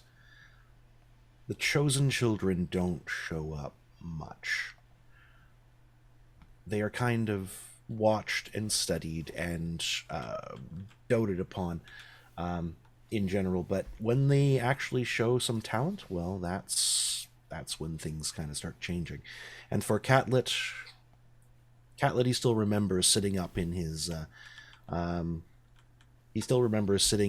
attic, going around and playing with his family's toys back on the East Coast. Big brick building with all of his grandfather's and grandmother's old stuff up in the attic, and he still remembers pricking his hand on the strange looking idol that was tucked away up there, and the way the blood kind of congealed on his hand, not the bright red that you would expect, but something that's deeper and darker and black. He can still remember kind of being fascinated and watching it, and the way as he watched it started to boil on his fingertips and congeal and grow, and he remembered looking up at the thing that loomed over him, that was shadowed in the window of the little circular window through which the moonlight gleamed. He remembered hearing his mother coming up to the trapdoor flap for the attic, with a ladder in it. He remembered glancing over at her, smiling, having discovered this new thing, this new companion that now strode over him, and he remembered seeing her crying. And it was about a week afterwards that he was trotted away to attend some very special relatives somewhere in the depths of the cities. Nice. All right, take a Benny for your trouble. Thank you. And finally, Mills, you got a spade card. So I need to know if you're going to do downtime, backstory, or trek. I'm going to roll for it unless you feel like one of them would be the most fun to do. You know what? No, go ahead and roll. Let's see. It's a backstory. I need to hear a story of great victory or personal triumph. Oh, okay. This sounds good. This sounds particularly good. So I think this scene will fade into as Frida's reassembling her kit after kind of the zombie stuff and going through her notes in the following days, and just sort of like thinking back to her previous science experiments and going through her notebook full of haphazard notes and sketches and little love notes in the margins and all of the usual Frida mayhem that you get in her scientific papers. And she's thinking back to, well, a moment only a few months ago where she succeeded, at least for some metrics of success. She was out on an expedition, as one does when you're part of the Institute for Scientific Expeditions, out there in the wilderness, the wastes, the in-between, the space that's full of the various ghouls and beasties and phenomenon that will totally be explained one day, but for now we just mostly try to get blood samples from. And she was trying to get somewhere else. She assembled her devices, her machines, and this was the first time that she successfully called on thunder from the sky. There is no thunder in the in-between, but she'd read about it. She'd read about how electricity works in other places, and she wanted to find one to see what she could do. She was there with her partner. Let's see, his name. What's a good one? Okay, no, that name sounds like a dick joke. Linus Price. There we go. That's a good Prussian name. Everything was like Dickman. Preiss. Price. Price. Okay. So it was the two of them. The two of them were out there together, sort of with a little bit of a picnic set up, doing their mad science out in the wilderness. Maybe a budding scientific romance, but little time for that with the experimentation to be had here. And her goal came through at the end of this setup, this I don't know, at least a couple of weeks of sheer determination. Lightning came down from the sky, possibly for the first time since the expedition came out here, and it ripped reality asunder, pulled her with it, and this is where she is now. Nice. All right. It's definitely a victory, but Oh, that was just like the gamut, the three of you of like utter tragedy, creepy as fuck, and so delightful and awesome. And then, but Linus got left behind, right? Mm-hmm. So was there anything that passed between you as the gate shut? Or was it just a flash and you were gone? I feel there was sort of one of those lingering looks, and maybe Frida had a moment where she thought maybe she could hold on tighter to the world, to his hand, to anything, but she wasn't sure she wanted to. Were you wearing gloves? Was one of those glove slip-off moments? Oh yeah, definitely. But you're not sure. You're still not sure if you let the glove slip. If or she not. let the glove slip, or she had no choice. All right, and this is where you find yourself. Now, the next 2 weeks are roping, riding, and hollering, doing all of that. On the 16th day of riding, the summer heat is getting so hot that, well, the land is infertile. It is dry and crisp as a California raisin. It's hotter than the gates of hell itself, and water sources are fewer and further between. On that 16th day, you don't just hit steppe land, you hit a region of desert. The herd is on the trail before the summer heat, just barely. So it's not the blast furnace it'll be in a couple of months, but right now, it's definitely an unpleasant ride. You make it to a small watering hole, about 2 steps from a mud pit. And as you're sitting there, filling your canteens and the troughs and letting the herd drink, Bill mutters to y'all, "Yeah, there ain't likely to be much water for the next day or 2, or even week."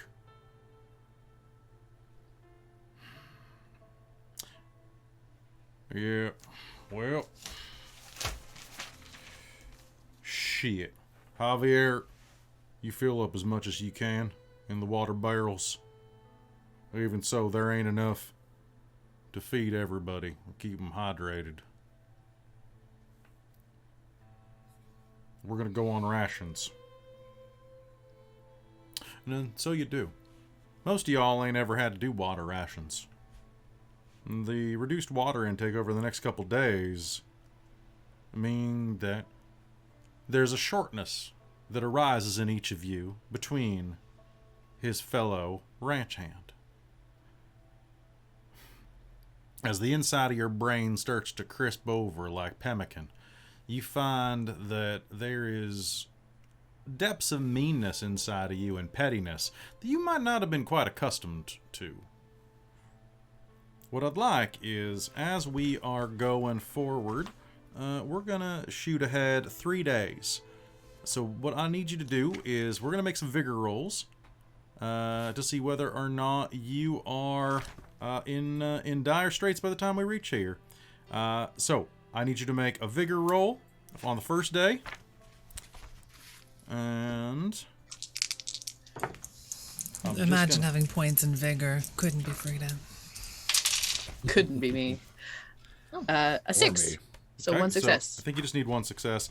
Give me 1 second. I have a just, 5. Just gonna as well. check to make sure there's not any additional penalties here.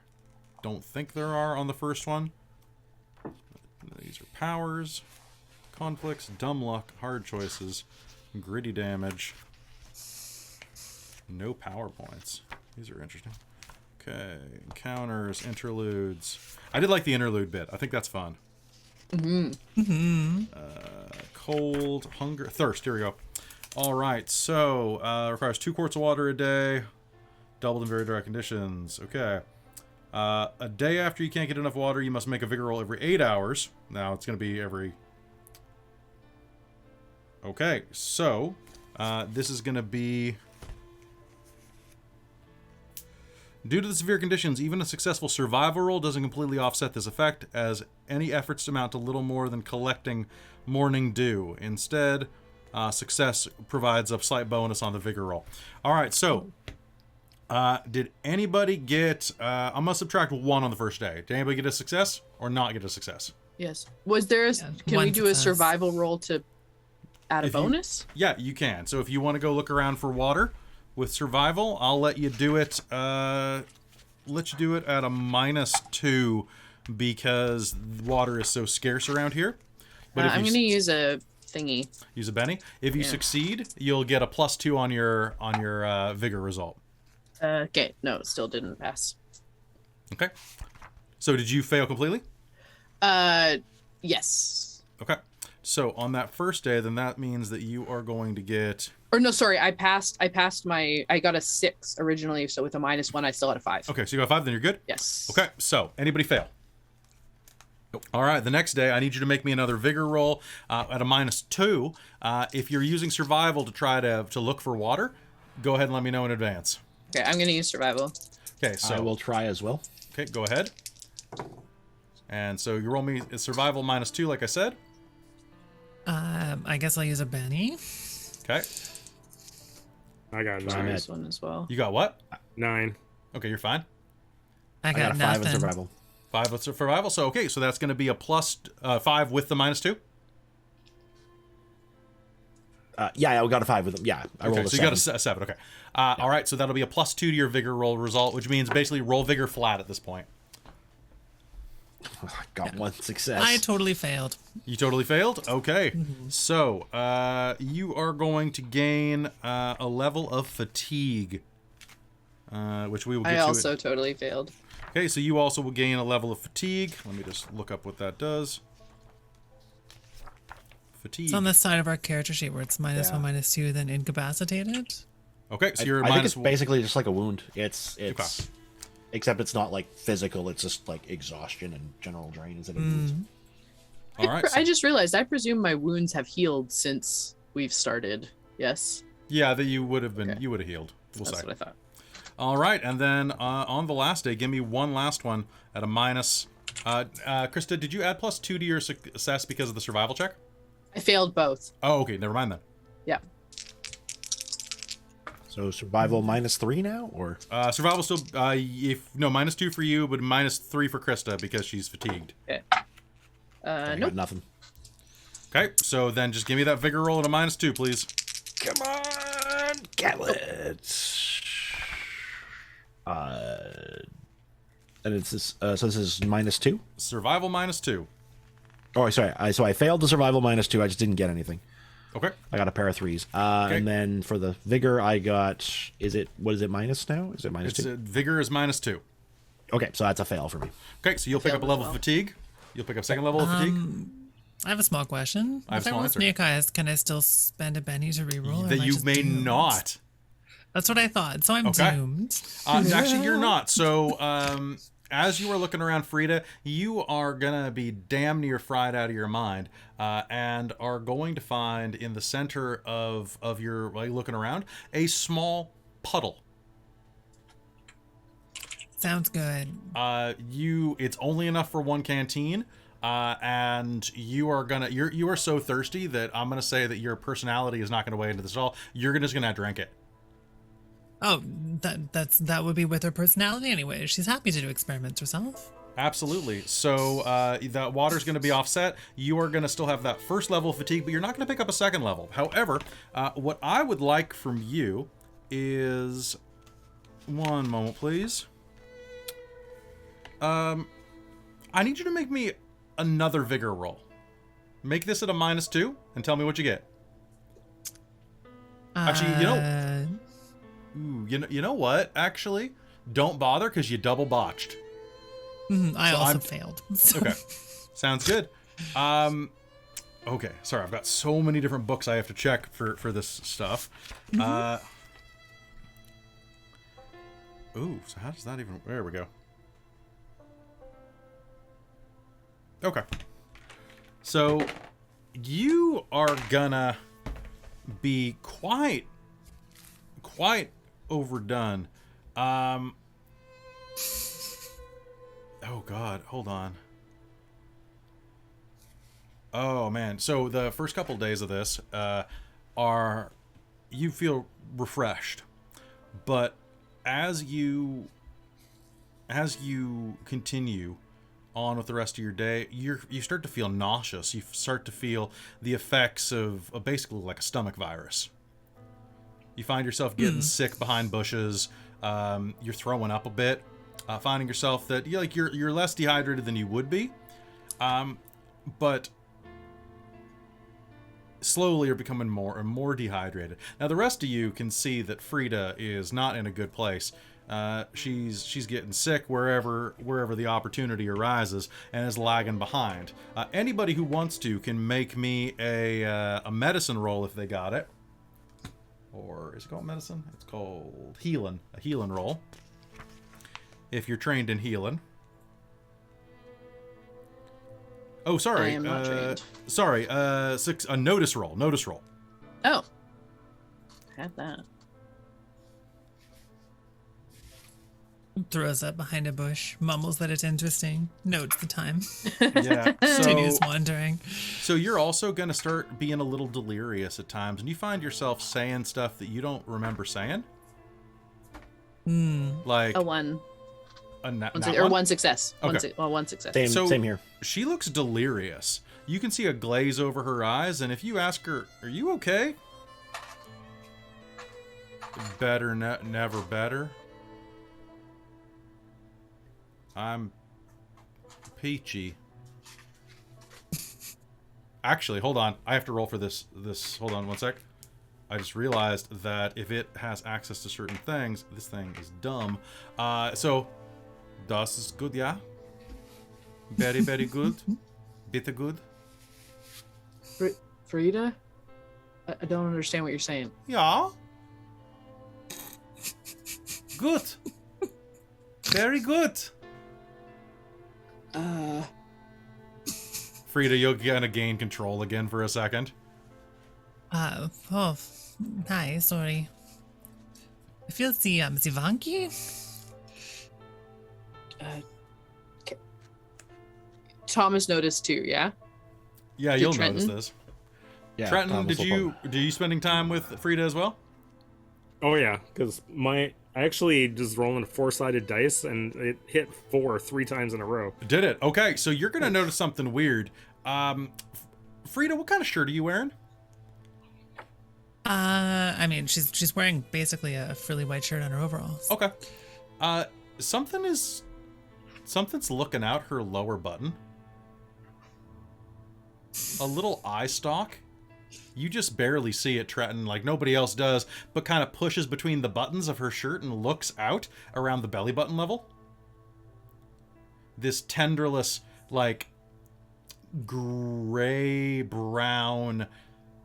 bit of tissue around, like, a blinking eyeball. Oh, dear. That's probably bad. Frida, how you feeling? Good. Very good. It Really?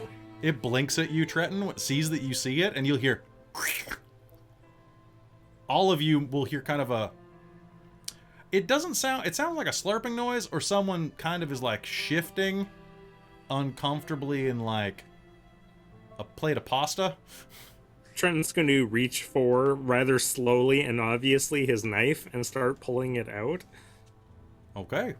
Can you do me a favor, Trenton? You can make me a healing roll to see if you know about this. Now, are you from Texas? Oh yeah. I'm going to give you a +1 on this roll. Trenton, what is going on? I don't know what's going on with my 4-sided dice, but it's hitting nothing but 4s right now. Holy crap.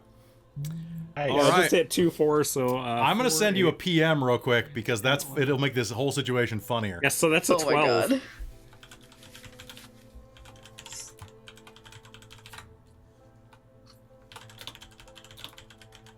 If Trenton's pulling his knife out, Ida's kind of putting her hand to her gun to be like, what is happening? So that is exactly, you know the cure for this, you know how to fix it, and it's very unpleasant. Have fun. I'm going to start heading towards the food cart. So he just turns and Trenton. walks off. Trenton, what the fuck? It's What is good. going It's good, on? yeah. Thomas, stay with Frida. What? I'll jump into the Why cart. are you leaving me with her? I'll jump into the cart and start looking for some obvious cure for it. Hey, Trenton, can I... what the shit? Javier is Frida, just working in it. Don't move. You, or sorry, that's not his voice. Hey, how's it going, Trenton? Do you need something? I'm just riding along. You look got up- you got any like peppers or anything in here? Got something like a I don't know, Would I- habanero? Would I be a Mexican if I didn't have some good spicy stuff in this car? Oh, I need something real spicy, like Like, do you want like you spicy or like me spicy? Like real man well, spicy or like I'm- I'm pretty spicy, but I'm assuming the stuff you got stuff that's hidden in the back that you don't let anybody touch. You know, we're talking like Diablo pucker kind of thing. Diablo pucker. No puckering. If you're asking for what I've got, man, there's gonna be no puckering involved. Well, that's what I'm talking about. I got a hankering right now, and what I You need got a is hankering. Oh. Okay. I have a habanero. I have what they call the scorpion pepper. Scorpion And sounds pretty good. I've also got the ghost pepper, which I just want to say, if a white person eats it, you're gonna be a ghost. You're already pretty pale, man. Well, I've been thinking if I gotta go see the great beyond, I might as well do it the right way by eating something. I also have this this Guatemalan insanity pepper, but it was grown by these convicts in Guatemala. You don't want it. You don't want it. I use this to like ward off ghosts and shit. Well, I'm thinking the scorpion level. I don't want to Scorpion? go directly to the bottom of the great inferno. Yeah. Okay. Hold on, just 1 second. He's gonna like reach into his stuff. He's gonna pull out this like. Ooh, have I ever seen a scorpion pepper in person? Let me double check. Depends if it's dried or not. This whole time, Ida is staring at Trenton like, "What? You're eating hot peppers at a time like this?" Just So- this look on her face, like, "What the fuck are you He's- doing?" He's gonna pull out this what looks kind of like a little dark red, dry, slightly like shrivelly pepper that kind of looks like a cherry tomato that's been vacuumed all the moisture out of it. And he's like, "Look, if you really want this, man, you can have it, but do me 2 favors. Don't touch your eyes. Don't touch your gun. Oh, don't worry. I won't be touching none of that. You know what? kind Don't of touch the stuff. front or the back. To be fair, or it'll make it there soon enough." He'll take out his kerchief and put it in that and wrap it up. Or better yet, I won't even touch it. You're a beautiful man, and thank you for your blessings. Yeah, it's no problem at all. I'll let you know how it fires everything up, and he'll immediately go running at double pace back towards where Frida Okay. was. What Frida, the fuck you're is gonna going on? Frida, you're not gonna want this, but you can try to make it work if you want. If you want to make me a spirit roll to try to allow this to happen when the time comes. Oh, sorry. I was muted the whole time. Sure. Do. So they come striding up with this little pepper in their hands, and you are going to feel. Oh God, you know what, Frida, you are fine. You don't. This thing's an idiot. I rolled a 1. It's just like, oh, what's that? Frida, I need you to open up real big. Say ah. What is? See, No, put the pepper in her mouth and then like clamp her mouth shut and be. You might want to chew it real quick and swallow. Nim, nim, nim, nim, nim, nim. Okay, make me a vigor roll. or a spirit roll. Your call, because eating spicy food is definitely a spirit thing, in my opinion. There's a willpower aspect. There goes a Benny. Oh. Oh my god. Hang on. Would you? I just exploded a 6 3 times. Okay, so Frida, I rolled a 20 on a d6. You are going to add to your character sheet spicy food love. You're German. You've never had spicy food like this in your life. So Is this a hindrance? This feels like a hindrance. You definitely have. You're gonna have a +1 on spicy food checks. I'm gonna give you the free spicy food check. It's probably one of those normal food doesn't taste normal anymore. You gotta like crank it up to the next You level. gotta, you gotta go bam. You know. Yep. All right, so you're gonna swallow. Your mouth is gonna feel like it's on liquid fire. It's gonna start just burning down your esophagus, and as it does, you're gonna feel sick again. So sick that you are gonna immediately double over in pain, and vomit rather profusely onto the ground. But instead of it coming up as vomit, like little bits of spicy pepper are going to come up. But what's going to come up is, that takes a full day. So something about the size of a hamster is going to hit the ground there. And the creature that comes out of your gullet is... They don't give me a picture of it. Christ almighty! So it is a 2-tentacled, kind of like vicious-looking worm with an eye stalk out the side of it. It looks like a starfish with only 2 arms. It kind of looks like the thing in the Star Wars, like the trash pit, but like the size of a hamster. It's gonna hit the ground and be like, "Wah! Wah! Wah!" And it's gonna try to wriggle away and start lashing around. Now, Trenton, you know how to deal with these things. Boots are tall for a reason. Yep, I'll give it the heel. Why? It lets out like this screaming why noise as you squish it. Everybody here is... I need you to make me a fear check, except for Trenton, because he's seen these before. Is that spirit? That's spirit -2, please. So minus 3 for Ida, unfortunately. Frida, you just had your first encounter with a Texas tummy twister. Oh, I just passed. Nice. So I big failed. I feel like remaining conscious could be debatable at this point. So you're gonna... what I'm gonna do is I'm gonna give you... So that thing I asked you to add to your character sheet is gonna be that you don't trust normal food on the plains anymore. So you're gonna want everything spicy. From now on... That makes a lot of sense. Not only that, but you like it, so it's a double time. Did you pass, James? I did pass, yeah. Okay, good. Then I don't have to look it up. All right, cool. So you are going to gain a minor addiction to spicy food, just kind of as a fun little thing. And Look for Frida's interview on Hot Ones next season. that's true. So yeah, that thing is going to die. And as you look at the ground, do you say anything, Frida? Well, stuff is interesting. Take notes. I recommend that you don't drink out of puddles anymore. Mm-hmm. It's a good rule in general. All right. And with that, Speaking with my mouth? It seemed to be. you have a pain in your stomach. And looking down, you have your belly button is raw. As if, like, it's a healing wound. It was using it as a door to look out of. Well, this is interesting. I think I'm going to go find some alcohol with some spices to put in the alcohol. I'm going to drink it, and then I'm going to lie down. I can't blame you. Let me know if you need anything else. Do you want some? Honestly, I could maybe not the spice, but I'll take the alcohol for sure. And that night, you all get, you drink the only liquid you can find to dull the Get pain more dehydrated. of this bullshit on the trail. And I think that's a good place for us to pause and take our break real quick. Before we do, I just want to tell you what this thing is. This is a Texas tummy twister. It starts off as a nasty microbe. You make a roll to see if you're not infected.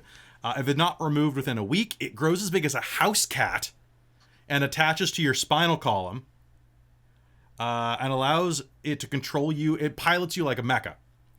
It has a human shield, or it uses you as a human shield, and has tentacles and has a weakness to spicy heat. And God. so you do a notice. So I just had it evolve faster so we get it out faster. But it can see through your eyes, but prefers to burrow through the gut and use its own eye. When using this peephole, when this peephole isn't in use, it leaves a long oozing wound on the host's belly. I figured that the belly button's probably just a quicker window. But it's so gross. Classy. Yikes. Ugh. Right? So And that's on that note, let's go get some. Let's go Let's get go drink some munchies. pond water. snacks. We'll be right back, folks.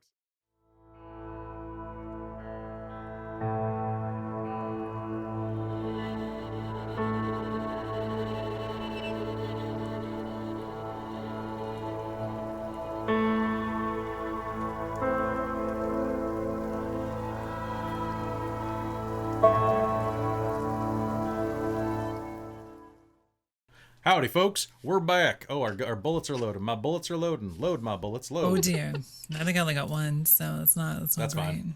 All right, so folks, this is the part of the program where we talk to the chat. Let's talk for about 10 minutes and then get back to game. I think we're going to be finished about 5:30, 5:45. I think I overestimated how much role playing we were gonna, or underestimated how much role playing we were gonna do though, which is always fun. In a role playing game, illegal. Mm-hmm. Oh, thanks And for the sub. we're all obnoxious loud people, so it's great. All right. So Yeah, Frida- Michael probably the least. I like episodes where there's lots of character development. All right. They're so good. Mhm. Everybody, I like the downtime mechanic that they have there. I wish they'd expanded it just a tiny bit because you've only got 12 options total, and there's a lot to work with.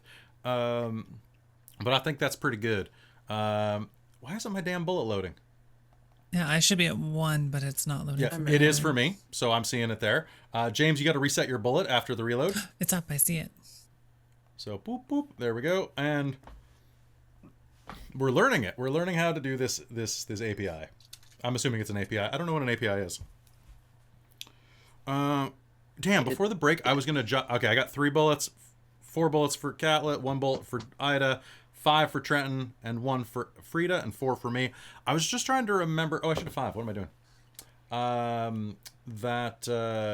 There was something else I was gonna write down on my to-do list for the night. I can't remember what it was. Oh well. Okay, I'll just put that aside now. It was something good. Oh, that's right. It was to update one of the ads. Okay, cool. Well, the infinite things you got to do for content creation. Oh my god. Like, hold on. I want to show you something, Mills. Okay, so this it's Sorry, on Professor Millsworth. Professor Millsworth. Oh no. Solomon. Sorry, someone called me that a couple of days ago, and I was like, okay, this is a vibe. I'm I not need, looking at like, it, so I don't leather need to see it. patches on my coat. All I can say, Solomon, is. And I just Oh unplugged myself. dear. One sec. Is this the thing? This is the tummy twister. Oh, of course, this is the tummy twister. Soul Christ. Okay, That's so- terrible. Okay, these are my to-do lists. That sounds about right. Well, on my How? That looks like a salad. it is a salad. It's a salad of shit I got to do. You need one of those boards like in Minority Report that's just like digital that you can just Yeah. kind of like pull and put up and pull and put up. Yeah. So The VR tuber advantage. Yeah, true. I will say that on several of those lists is consolidate lists. Can you find that list easily, or is it trapped You know what? under a bunch I'm of other starting a layers new of one lists? right here, so I'll put consolidate lists on it. That's not how you do this. You're gonna have layers of strata of notes now. It's As like you can see, archaeologists will be- during the the period, Cretaceous period. the Crustaceous period, yeah. So when I was eating a Crustaceous. lot of crust. Different than the flirtatious period, of course. Different. I'm That's every trying. day. All right, so chat, do you have any questions for us? Pop them in the chat. We'll answer them. I'm trying to name our moons in our homebrew game. That's definitely on one of these. I'm gonna ask you for some opinions. Don't need that book. Also, I love when I come up with like all of these names. Also, the Dirge of Exelar book is not looking great, and I think it's perfect. It had a sticker on it for a different game, and I ripped it off, and it just destroyed it. And I'm like, yeah. Darvis Brim is like one of the best names that I've ever come up with. See, That's a pretty XLR, great name. XLR would feel like it would want that kind of cover. Right? That's like, why I was just... I'm not just a regular cover, I'm a destroyed cover. Rufina Radcliffe, God. Daisy Butcher, Ezekiel Ooh, Kingsland, Daisy Butcher. King Kettle, and Mercy Steele, who sounds like the best romance novel writer ever. Steamy. Steamy. I just lost a bunch of notes. Hold on. Okay. That's absolutely Chaos correct, Kel. ensues. So, Kel will be destroyed. Random Oh my- side comment. I really liked your comment, Random Equinox, about Frida controlling the dead and then eating something that controlled her. I thought that was a cute parallel to point out. We didn't plan that, but we can pretend that we planned it. that was totally my intent in planning. Totally. Absolutely. Oh, maybe Kelly planned it. I don't know. I don't plan nothing. Well, you know, we About script body all of horror these, is right? Fair play. Oh, of course. Of Every course. minute. It's all scripted. None of this is improv. Especially this part right now. This is the most scripted Yes. part of the. Oh yeah, entire we're thing. reading off Yeah. of prompters. I don't know what you're talking about. Yeah, I bought teleprompters for everybody. So I'm really enjoying these random things that happen to everyone else, and the result is usually, oh, Trenton's seen this before. I love you the played veteran. the old prick. Half of the time he's like, I ain't never seen this before. So I was going into this episode and I was like, nice, this is the episode I've been looking forward to because a bunch of weird stuff happens. And then I reread it today and I was like, oh, actually a lot of the weird stuff at this portion of it is really mundane and not fun. So I've had to rewrite a bunch of it to make this work. No offense to the module, it's just that they're trying to do this thing where they're like, you're on a cattle drive, we gotta fill time. Right? So that you feel like you did stuff. And you're going to see there's some stuff here where they are like, this weird thing happens. Why did it happen?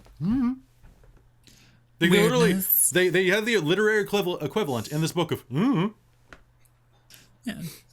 Weird Thank stuff you, for rollers. the strategic purpose of weird vibes. Yes, all the weird vibes. It's probably just atmospheric, you know. it's just It's the atmosphere, Weird right? West, right? Like, Yeah. how weird do we want it, or do you As want weird it? as That's you your- can get it. Oh, So, my. what else is interesting? I gotta name the moon. I can't find the damn moon sheet that I had though.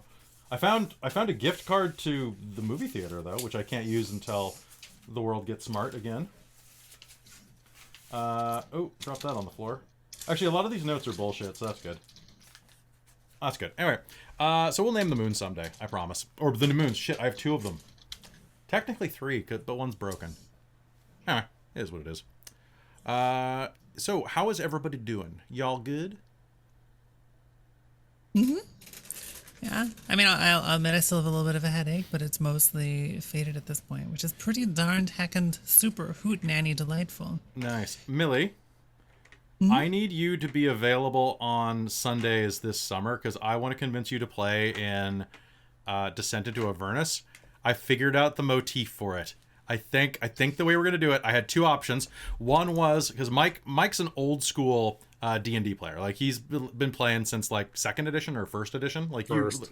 First? I have like original books before like they, like I could literally go over to the shelf right now, but they have like all the classic 1st edition, you know, artwork and stuff on it. Mm-hmm.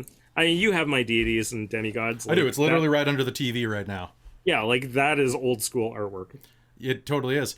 So, and I know that we've got a couple of friends of the channel, like our good friend Precarious, who would love to play in something actually. And I was thinking, what I do is I would assemble a crew of like old heads, of like you know, guys who played previous editions, like 3.5 or before, right? And give Everyone them that knows what Thaco means, right? And he's not a character from from Witchlight. Nice. Yeah. So my idea for that is the whole point of Descent into Avernus is a city gets sucked into hell, and you have to go rescue it. So my idea was that it got sucked into hell, and it took all of like its adventurers with it. And so now the only people who can go and save it are either these brand new young pups or these seasoned retired adventurers who are like 20 years retired, fat, level 2 or 3 now. They were level 18, and they're just like, well, shit, I guess we gotta go get them. And they're like, well, we're gonna end up... what was that movie, Red? It's basically, it's a mix between Red Space Cowboys and like Unforgiven, where it's like, well, guess we better go to hell. Some of us are gonna end up there anyway. Which I pitched that, and then I said, alternatively, it could just be that we're doing the Suicide Squad, where it's like a cleric comes up and is like, you're all destined for hell for your crimes, evildoers. Go rescue the city, and we'll forgive you. Go to hell now and stay out later. Type of thing. So I think both of those are pretty great ideas for Descent into Avernus. I mean, the only issue with it is that it would be every Sunday, whereas right now it's every 2 Sundays, right? This is true. Yeah. So I don't know. We could certainly plot and scheme and try to figure it out. We'll try. I need you in more it's games, difficult damn it. I miss you. with the time zone problem. Yeah. See, that's the thing, the other right? problem too. So if there's a me running games on this channel at some point, perhaps in the near nebulous future, we got to figure out what time that's going to happen at. Yeah, that's really true. I would like we'll talk about that more soon, but because right now we've got a couple of games we have a game that just started, folks. If you are looking forward to a horror adventure set in Dungeons and Dragons, I'm doing my best to actually make it scary inside of D&D. which is a very hard kind of mix to do. D&D doesn't let itself to horror super easily, but I think so far we're doing all right. It started as a very good dating sim and then moved into very good horror. Yeah, it really did start as a dating sim, didn't it? Only Monica. So we definitely started that off. That's on Tuesday nights, Dirge for Exelar, which is every Tuesday night for the next 7 weeks, I think it's got 7 games left. And then as soon as that's done, we are just starting a new module play of Call of the Netherdeep, which is the new Wizards of the Coast module in conjunction with Critical Role. And that's going to be running on Tuesday nights, and hopefully you'll tune into that because it's going to be really rad. And we get to be the Pepsi variant of Critical Role. It's like, oh, do you have Critical Role? Well, no, but is Dork Tales fine? You know, I'm okay with that. I'm okay. You know, I want my costume to get here because I've got a costume for this session 0 as well as the main game.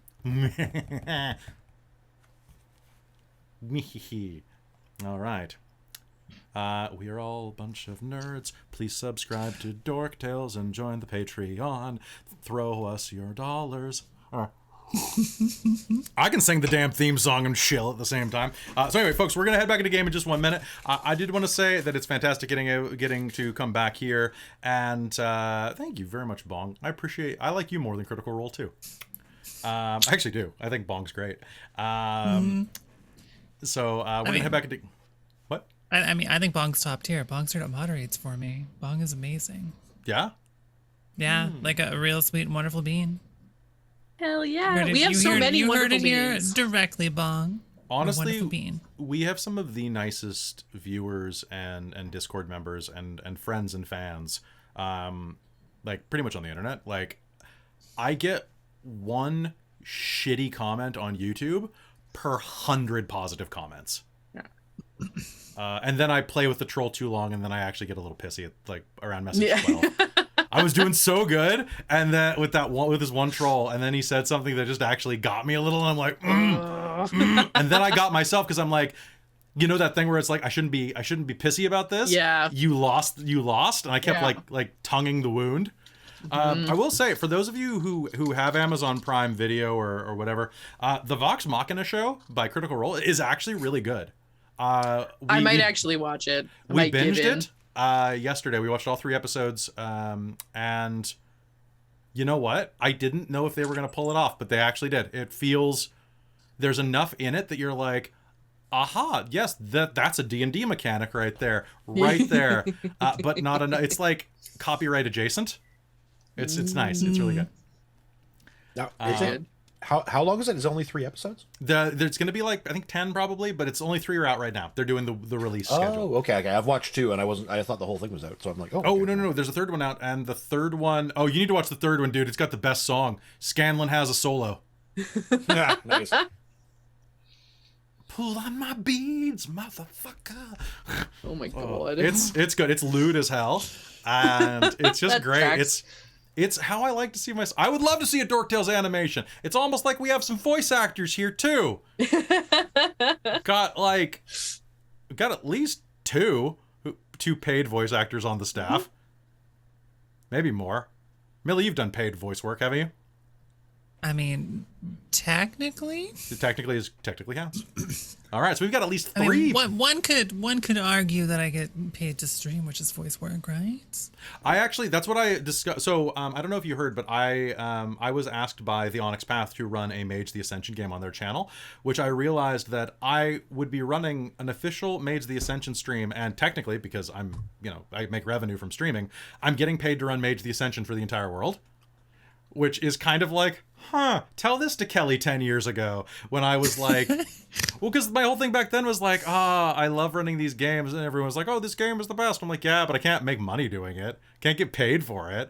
Like, so tell me 10 years. I should have started 10 years ago. This is another one of those things. So before we go back into game, I just want to mention one final thing, and that is a meme that I saw that really stuck with me. And it's more of a Reddit post, but it's this thing where it goes, whenever I'm afraid of doing something, I shut my eyes and imagine myself as an 80-year-old man regretting all of the things that I didn't have the courage to do, or any obstacle I didn't have the courage to overcome, and then I imagined myself saying, "Oh, I wish I was young again," and boom, I open my eyes and I'm young again, and I have a second chance to do it. And I'm just like, I'm gonna cry reading this. Me Oh, 30. yeah. Me roughly 30 seconds before coming out.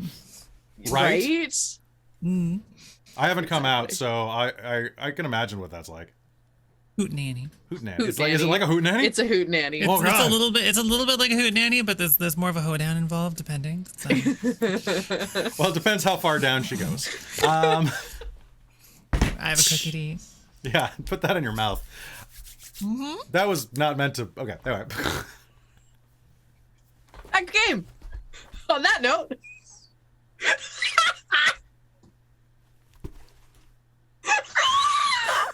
It's so rare that Kelly breaks. Oh, this makes me so happy. I'm not breaking. I'm just sad. I'm breaking too. All right. Okay. All right. Good night, everybody. Okay. Yeah, Red you know, leather, in- yellow leather. Red leather, yellow leather. In relation to that meme, I always understood that entire notion to be, on the day you die, never have a unchecked box on your bucket list. Exactly. Am I single? Absolutely not, unfortunately. But I appreciate the offer. It's a hootenanny. But don't try the special. No, I am in a very happy relationship. But in the role-playing world, he is available in all in the sorts of role playing different... world, I am a truly? super. Oh. I'm a super tramp. Yeah. I am. Well, I was talking with my partner about that the other day, about how in role playing games, like I'm literally everyone's partner, because unless two players date, like if you're gonna date, I gotta play the NPC. So like I'm fine with it. I remember it used to be awkward when I was in my early 20s and I'd had to play like my best friend, and I was like, all right, I'm gonna be this like sexy vampire girl that you're dating, right? Yeah. And then I have to describe certain things, and I'm like, this is a little awkward. But once that happened, describing I don't know how many partners we've played. me, you and me, I mean, Yeah. there'll never be another Chad. No, there can Chad. never be another Chad Chad. is the best. I miss Chad Chad so Chadsworth. Oh, Chad and Duncan. Damn it. Oh my god. If you want to okay. see my awkward moment with Kelly, go watch Aberrant. Oh my 'Cause- god, yes. Oh God, with your I was so dying in that. Like, Oh, it was so literally good. at my Good. end, I was like stark red and just like, I'm dying here. Yeah. This is really You did such a good job though. Oh my god. this is on stream and this will be here forever. But like Damn once you it. do it out of the way, you're just like, whatever. It was an acting Yeah, thing. It's yeah, fine. I was- Whatever. yeah, it's I fine. don't care. I'm fine doing literally almost anything on camera. Don't do that. Don't make it weird. Don't make. Do don't we? make. Direct. I made eye contact. Someone get Damn a it. clip. Let me just take that and Yeah, you can clip save it. Clip me, baby. Clip me, baby, one more time. Dun dun dun. Ooh. Oh baby, baby. Oh baby. Good night, baby. everyone. All right, we got to go back in the game with the sarsaparilla. Oh my god. I want a T-shirt at that. I want a T-shirt of sarsaparilla. Fine, I'll make it happen. Make it happen. I've tried to make like 3 Hootenanny shirts and none of them look good. So, Okay, I'll put it on the to-do list.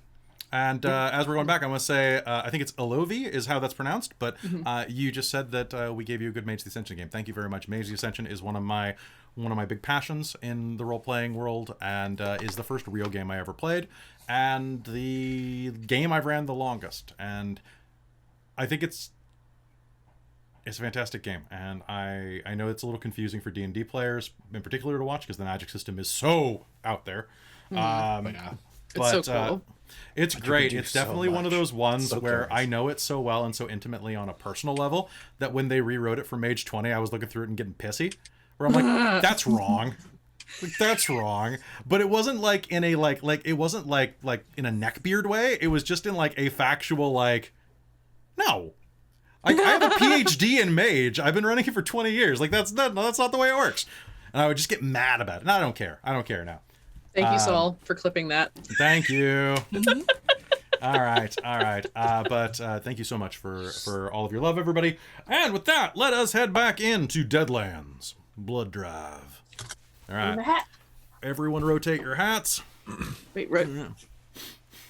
Yeah, you got every 5,000 hootenannies. You gotta Gonna rotate your hat. you gotta rotate your hat. Backwards. Wait, backwards just looks the same.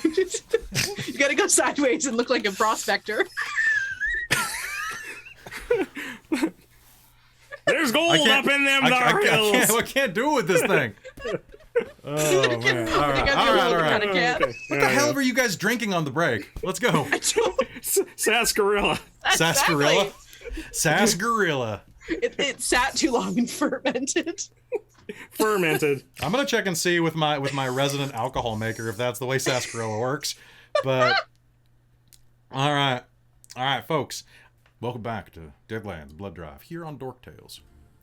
On the third day after Frida heals up from her uninvited guest, there is a bit of relief. At that time, the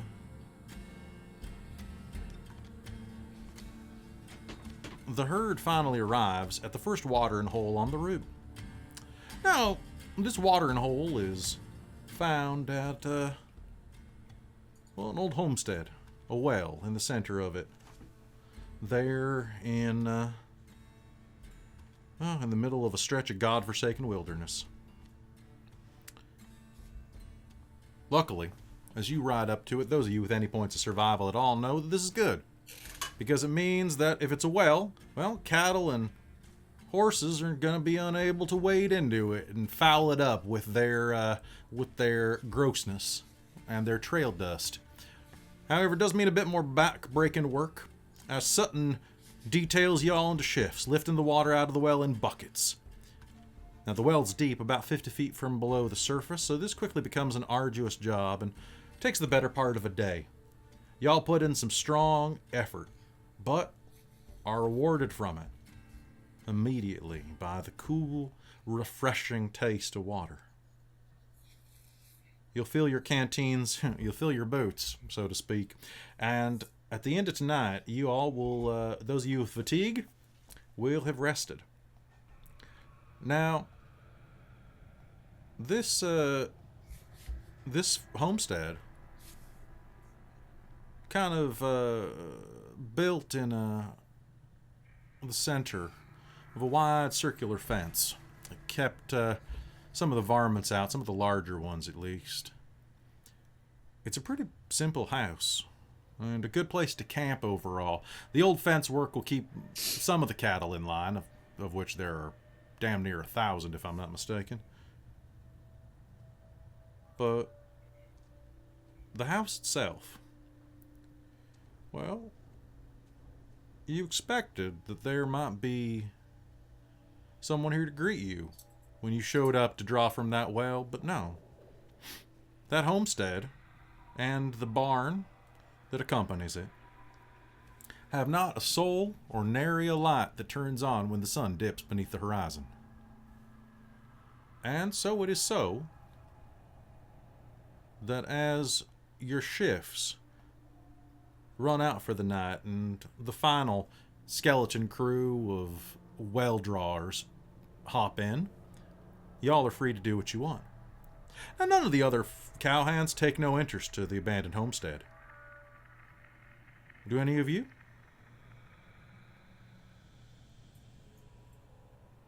Thomas would certainly be curious. Absolutely.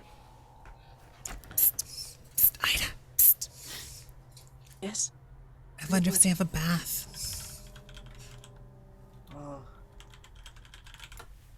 Probably. As you approach up to the front door, it is a...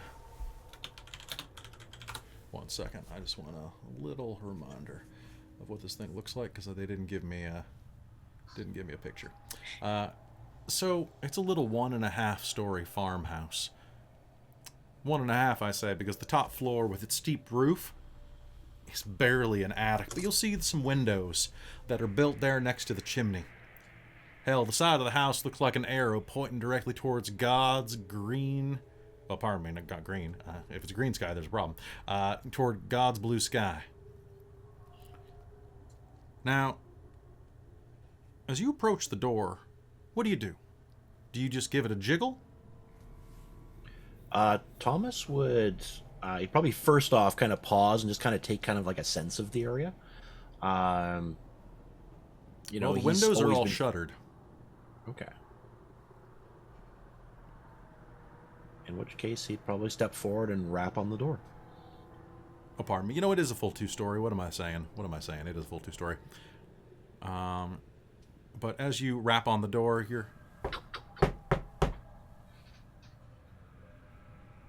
you wait a full minute, and there's no response. Is anybody joining him up at the door? I feel like Frida's like started walking and Ida's kind of following behind, but like sees Thomas step up and just kind of like stops her for a second just to see what happens. Trenton's probably going around to the side to see if there's any movement on like another floor or through the windows. Make me a Keep an notice eye roll. on him. If you're doing a full circle, make me a notice roll.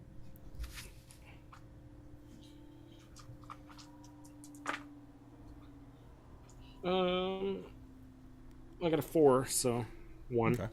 1? You see nothing on the inside.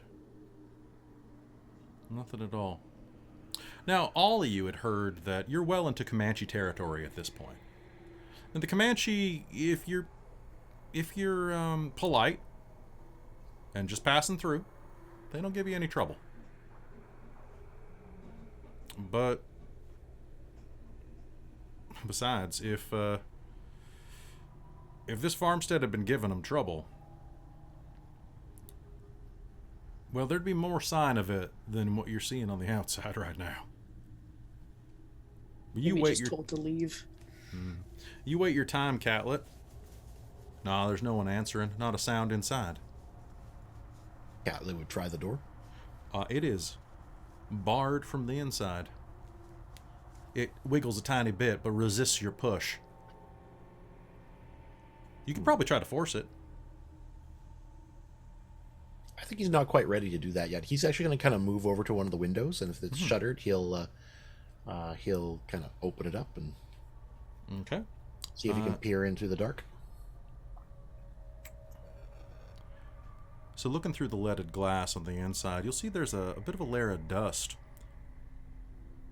kind of coating the window. It's going to obscure your vision. So make me a notice at a -3 because of the darkness, unless you have something that allows you to see through. Not currently. I am capable of that kind of stuff, but not currently. So a notice roll. Okay. And -3, you say? -3. The moon is high and full, but not enough of it is reaching through the window. I got nothing. So you can't see. You can see there's some shapes in there, furniture, but that's about all you can see. The rest of it's pretty dark. Okay. At which point he'd probably... Is any of the glass broken, or is it all No, intact? it's all quite intact and pretty thick too, actually. How they got glass panes out here? Who knows?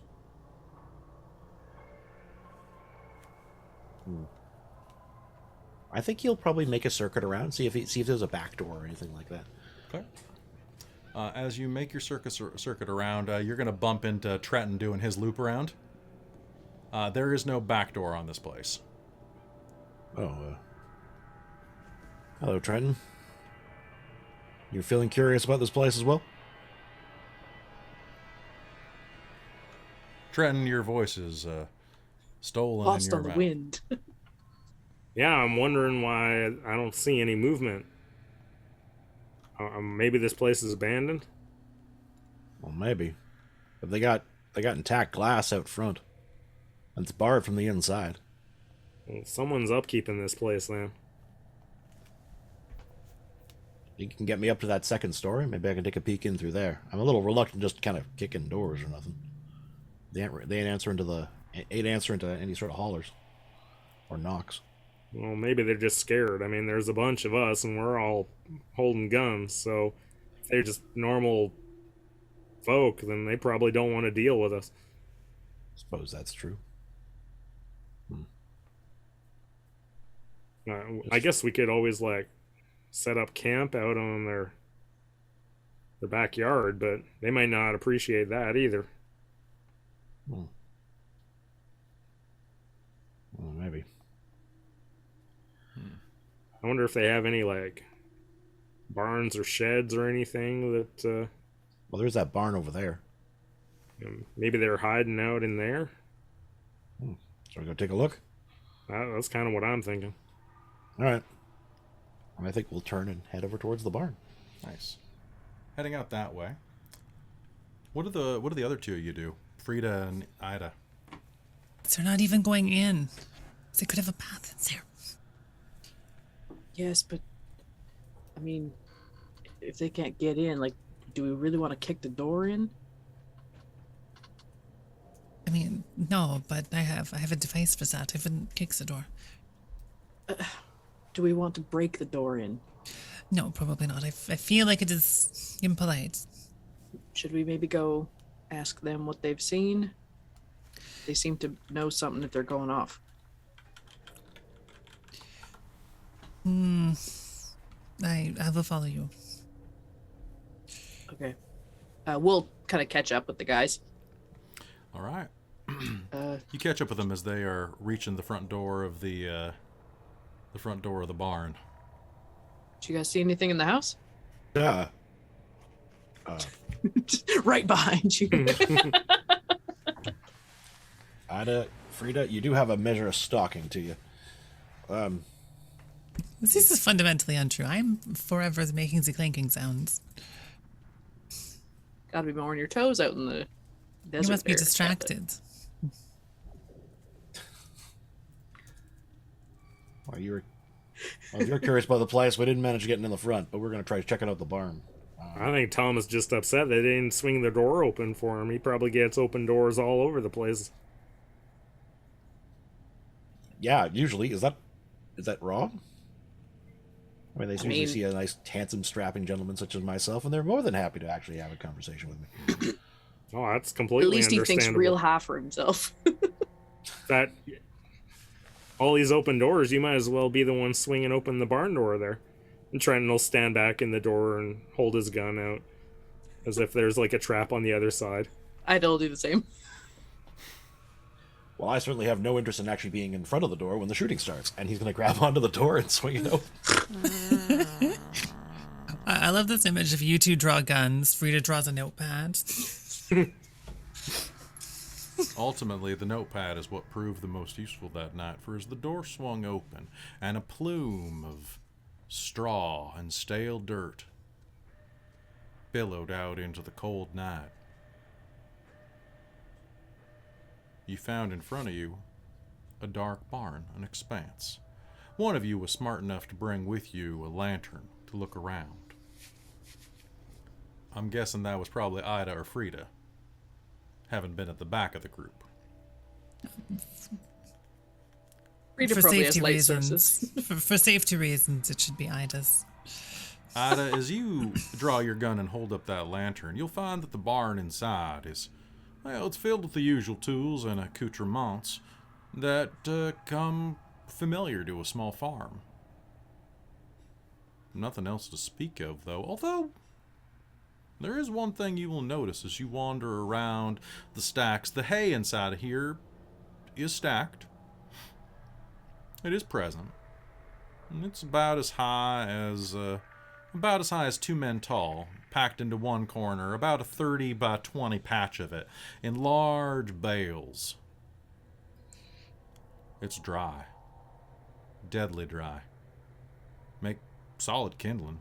Actually, did they have hay bales back in this area? Sorry, I grew up on a farm with hay bales, but hay baling. 1800s. Sorry, just one sec. History of the hay press. How was hay baled in the 1800s? Hay baling equipment was carried into wagons. We're such nerds. I have a master's in history. I have to. No, do I this. know, Sorry. exactly. That doesn't make you less of a nerd. Before it was automated, they would set up frames, dump it all in there, and then just lash it Yeah. with rope or string. So it doesn't have to be automated. Okay, cool. They actually do have like one that's almost kind of like a ride plow, style, like not really a machine, but like a really basic machine Cool. that would do it as well. But so we'll just say that really shitty hay bales. So these are not the kind you'd want to climb. Okay. You wouldn't want to take a roll in these hay bales. All right. Wow. Well, wow, I wouldn't. So, as you are looking at this, you're going to see that that the hay bales that are here are dry as all get out. But what you're also going to notice is that there ain't a single animal inside here. And yet, in spite of that, well, the stalls are all closed and latched from the inside as if there were. They're latched from the inside? They're latched from the outside, but Oh, sorry. they're all shut and latched as if there were animals in here. I'm gonna shine a lantern, like lean into one of the. Are they like 2-door stalls? They're just the one door swing out ones, like the Okay, old. perfect. Of which we'll say that there are 6 stalls. She'll lean the lantern in sort of over the edge of the door. Besides a little impression where you think that maybe a draft horse had laid at one point, there's nothing inside. Not even remainders from from a mess. The stalls are clean, but you can see a little imprint in the ground where there had been something laying there at one point, and had pounded down that spot over the times. But there are no horse pies. There's no horse shit anywhere. No cow pies anywhere. She'll check the next one. I'm gonna roll on my how weird I want to make this chart. Yeah. Okay, that's a 3. That's a 2. Okay, you know what? I'm gonna do this anyway. You're gonna check each one of them one by one, shining your lantern in. And as you get to the last one, you will hear a noise. The sound of a drop of liquid falling. And as you shine your light in, you will see that next to a similar impression in the bed of hay there is a small pail. And in it, about a quart of thick cow's milk.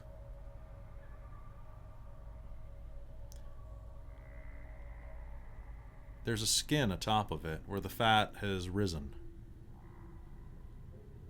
And in the center, a simple break in it, as if a drop of liquid had fallen from a great height and plunged it, or a rock had gone through the skin of a soup. There's nothing else in there. There's nothing on the ceiling. But a small pail of milk. I'll look back at the group of everyone. Thoughts? Well, perhaps there is something in there. It is getting mighty strange, I would say. I'm gonna open the door to the stall and put my hand on the side of the bucket. Okay. What's its temperature like? The bucket is chilly to the touch. It is quite cold here at night, out in the deserted area. And it feels a little cold. A sourness is rising from this milk. Quite a bit, actually. And as you're looking at it, can you make me a notice roll? Sure.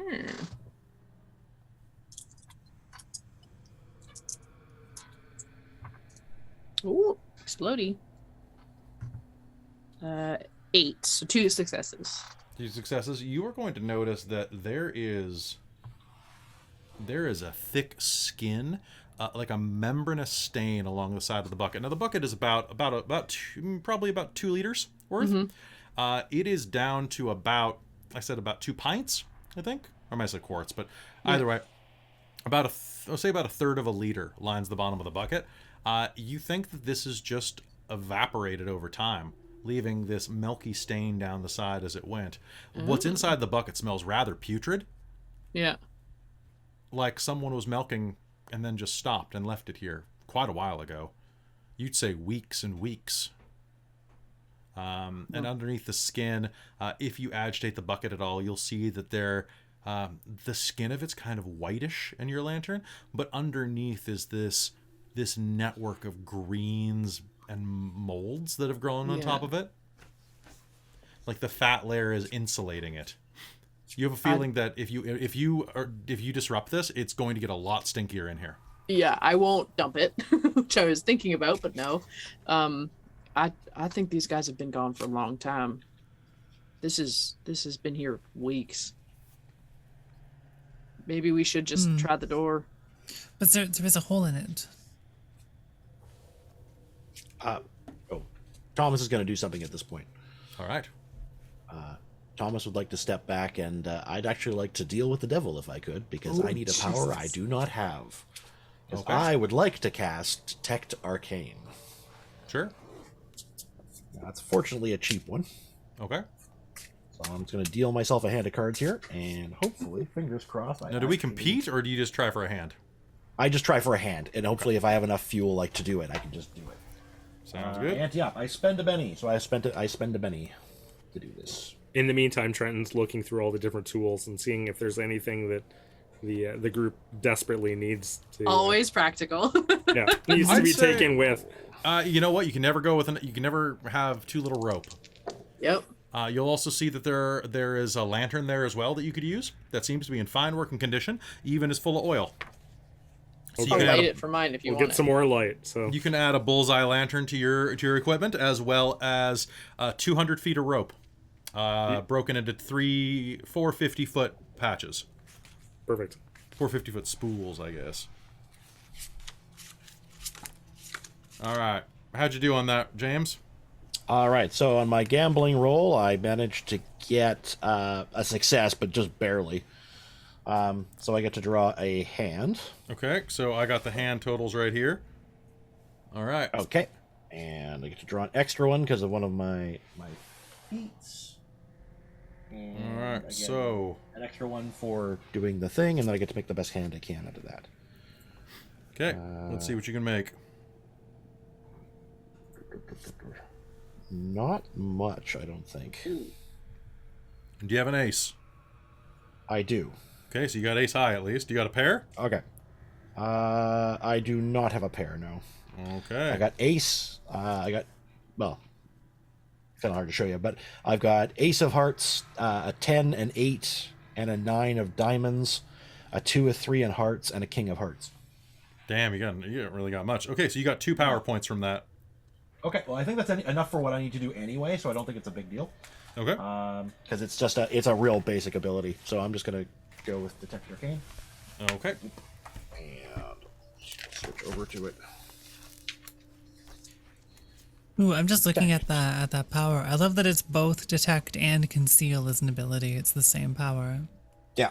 It's neat. Detect All right, Arcana. So I can only do it at the basic level. Okay, and did you do your roll for it? Not yet, just about to. Okay.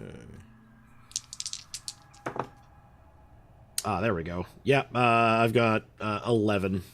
11. Okay, they cost you 2 power points. How do you do this? So with Catlett, he would probably like kind of step away, so he's just kind of a little bit outside of the group, and he would kind of like put his hand over his mouth and then whisper some words as he kind of reaches up and just kind of brings his fingers across his eyes. There'd probably be like a little bit of runes that would probably kind of like glow momentarily on his eyes, but then it'll disappear as he kind of holds his eyes open. I imagine he's going to try to like avoid blinking because they'll be visible slightly when he's blinking. May I make probably a notice roll? You still have to be in line of sight of what you're looking at to activate a power. So theoretically, you have to be near enough by to see this. Are you talking to me or to... Oh. To you, because it's when we were doing Millie's thing at the beginning, you have to be able to see what you are casting on. Are you casting it yeah. on the bucket or on... I guess Yeah, I'll technically he's cast it- casting it on himself from the looks Yeah. of this. Allows the recipient to see this. Recipient of the power to see and detect all supernatural persons, objects, or effects in sight for 5 rounds. This includes invisible foes, enchantments on people and items, weird Yeah, science so devices, you can and so step on. away and do this. Ida, if you're And I have a raise as well. okay, and if you're keeping an active look on him, I'll give you a notice at a -2 because he stepped away. Okay, yeah, that's what I was gonna say. If there's a minus. Actually, I'll do a -3 because he stepped away around a corner of the stall, so he's literally like, Okay. you would have out to of the way. crane around to see him. Okay. No, that just I rolled a 4. Okay. But All right, and you're remembering to roll your d6 for being a wild card, right? Yep. Okay. I'm just rolling for shit. All right, so glancing around, Catlett steps out of the way and then comes back a minute later. So looking around allows you to see.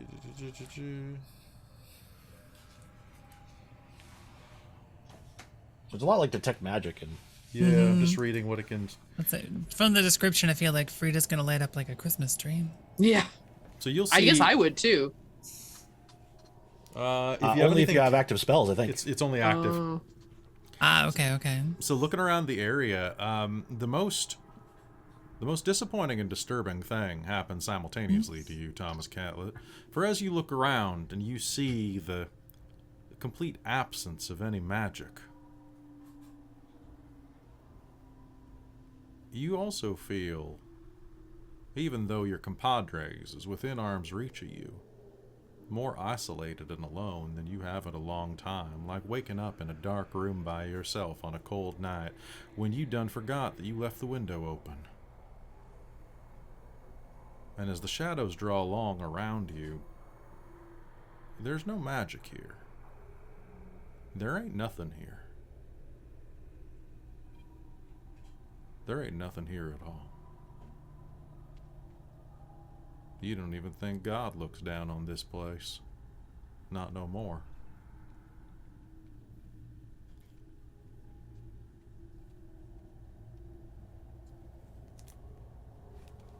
I think I'm about done with this place. You'll ever get a sense of just kind of something wrong, some sort of wrongness about a place? A real shiver up your spine.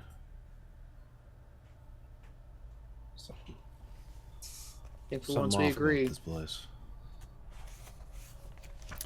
And Thomas, as you look around, as you like take a step back and just like get away from the stall and turn, you swear to God, or you would swear to God if you believed in him, I'm sure if Thomas does, that there's a silhouette on the top floor window next to the fireplace of the main house, next to the chimney. Looks like a woman in a Sunday dress looking at you for just a second, but your eyes are a little weird in this light. It glows a little bit, or shines with the light that you reach out with your huckster powers. And then it's gone. Thomas is going to turn and start walking towards the door. Probably, like, if anyone's actually paying attention, he'll actually, like, he'll have a card kind of pop into his hand from somewhere that's going to basically going to be tumbling in his fingers. And he's going to go over and kind of peer out and kind of look around for that woman. That was might strange. Well, if there's Won't somebody, say anything, though. if there's somebody here, it's in that farmhouse over there. And what did the rest of you do?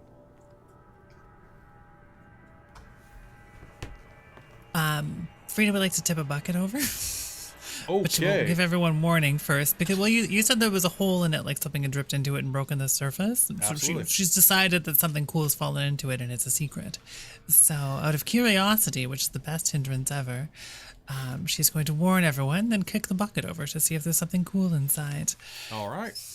You kick the bucket over, and I need you to make me a spirit roll right now because this is going to Boy, make. howdy, can I barely do this? It's probably vigor to Ooh, not wait. throw up, but I'm going to say spirit.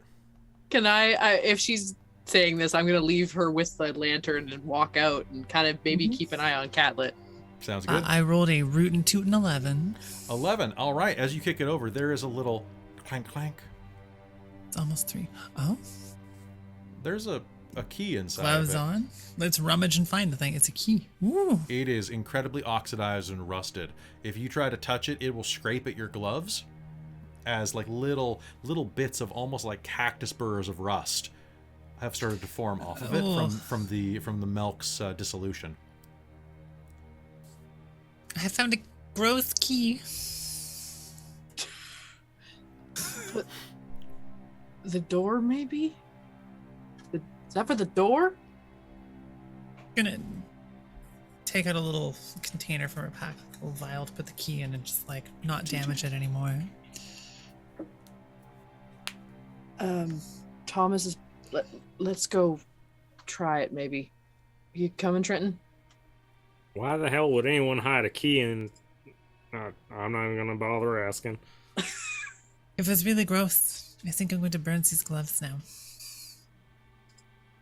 I'll leave it to Frida to find something like a key in that bucket.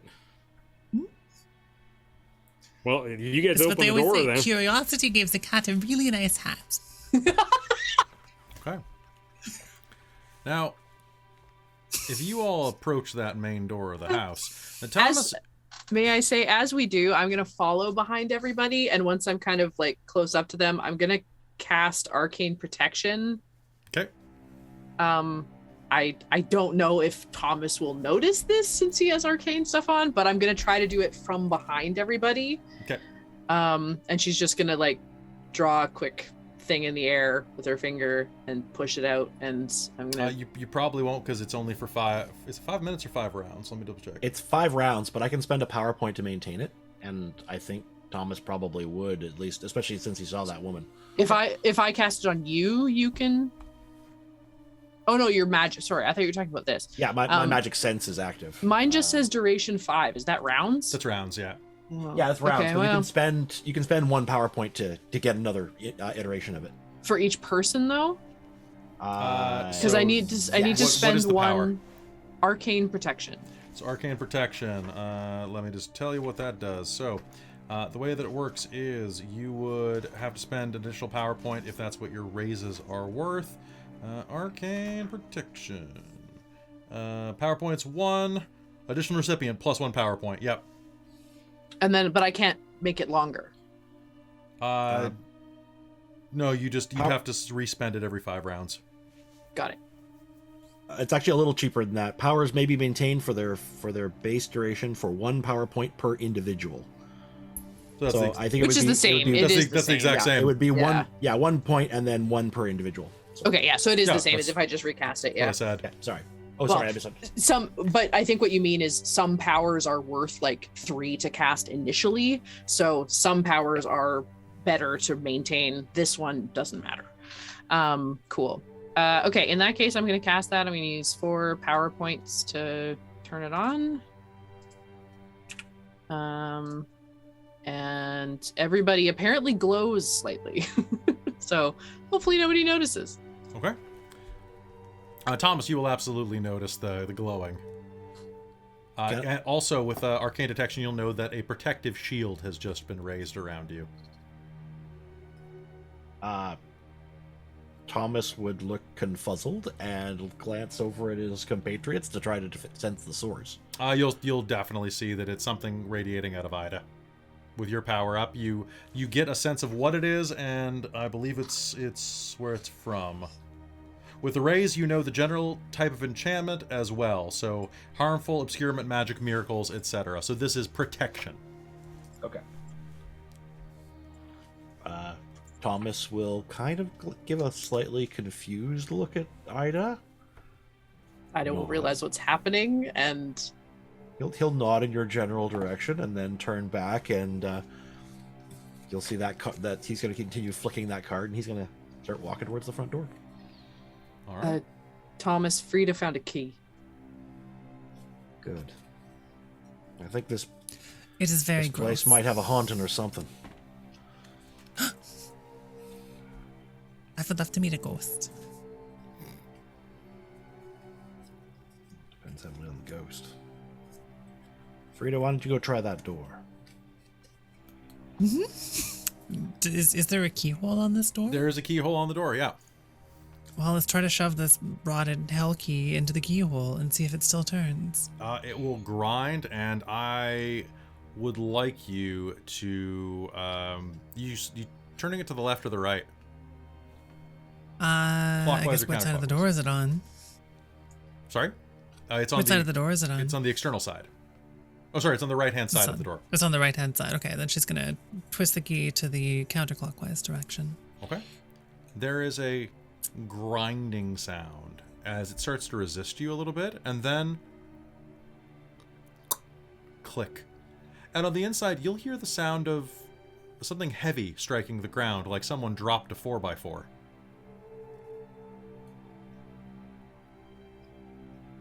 Well, it did a thing.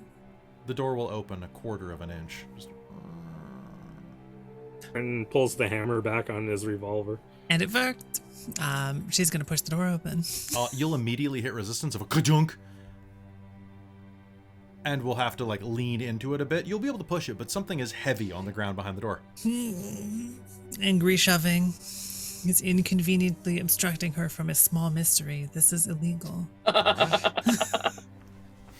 On the floor behind the door, you will see a door bar. Looks like it fell to the ground when you turn that key. There are places on the wall, the rivet and holding arms for that bar. And looks like it's all intact.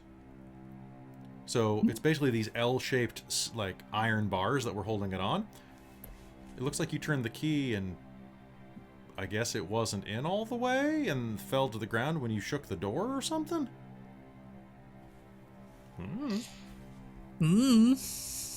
She will look at that, process it, literally shrug and go, The door is weird. Alright. Inside the house. Shall we? Anybody who looks around and takes a glance, you can give me a survival roll at -2 to do some investigating.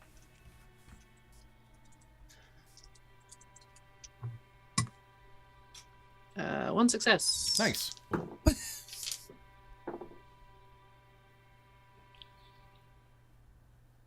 Almost. One success. Nice. Got a 7 on an 8. Nice. And Trenton, what'd you get? My 4-sided dice is doing it again. Microwave that dice. Absolutely. So I got a 9, so 2. So 1 raise. All right. So all of you who got a success, I think it's everybody, right? No, I didn't.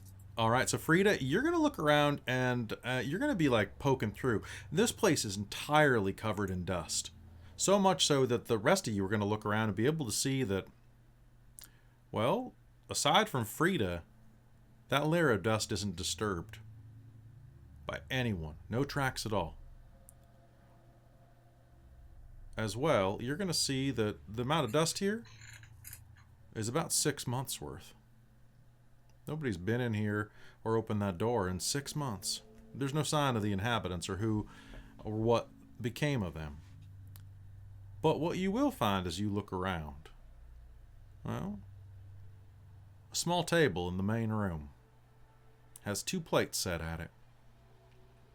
The desiccated remains of a meal long left uneaten lay there, crystallized and rotten butter rolls, as well as what was likely some type of gravy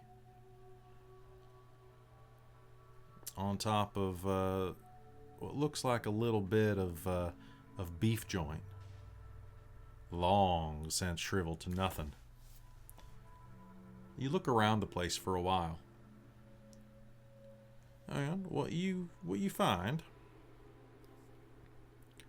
Frida, you'll find some sentimental values. Sentimental items with some value to them. A small box of jewelry lies upstairs, next to a bed covered in dust.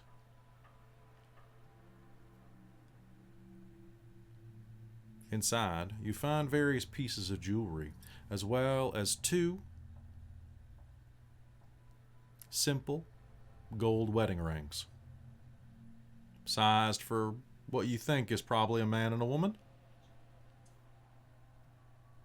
Overall, you could sell that for some decent money if you took it.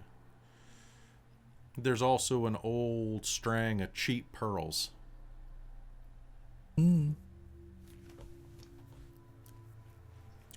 Now the rest of you, as you're looking around, there's a few provisions and stocks in the kitchen of this house. Some things that have held up pretty well. The flour does not appear to have any millipedes or any other critters in it. And you'll find a couple of solid skillets there. Still seasoned well enough to use on the trail. But in a cookie jar, next to the main cabinet, who would be the one to check in that? Ida? As you pop open the top, wondering if there's anything inside of that strangely placed jar, you will find a wad of bills inside of it. $32 worth. Now, Thomas and Trenton, what catches your eye is above the fireplace an old Evans model sporter rifle.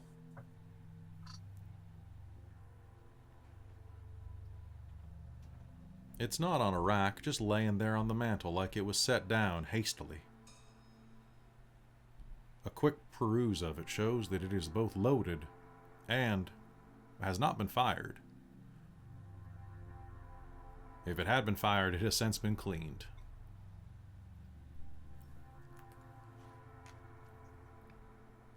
This is all manner of strange.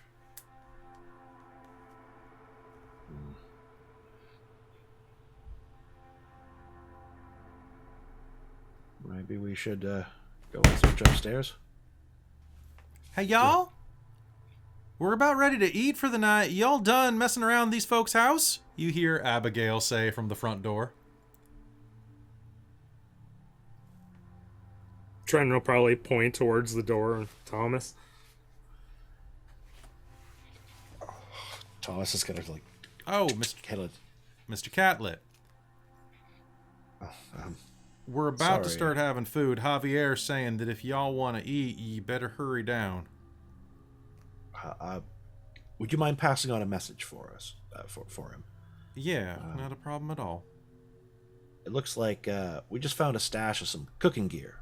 We were gonna bring it down to Javier. If he wouldn't mind setting us off a side or two or something, for the lot of us, I think he'll have some new skillets coming his way shortly. Yeah, I can tell him that, absolutely. Strange place.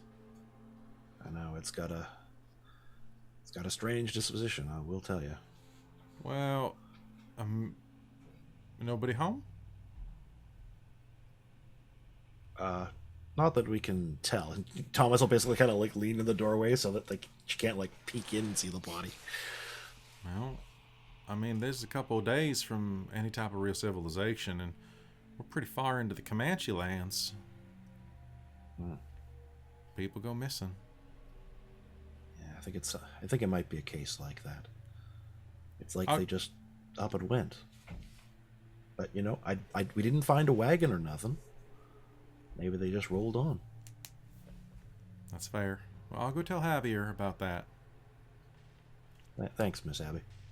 You be careful on these floors. If this place is old, it might be rotten. I'd hate for you to break your leg. Or your neck. And she'll turn and the head back. care and concern. Right. Leaves you alone once again. Thomas will kind of back into the room and then close the door. Upon her mention about the rotten floor, Trenton's going to suddenly be like, oh, so if there's a potential to fall down, maybe there's a way to get down. And he'll start looking for potential trapdoors that might go into a basement area. Okay, give me a notice roll.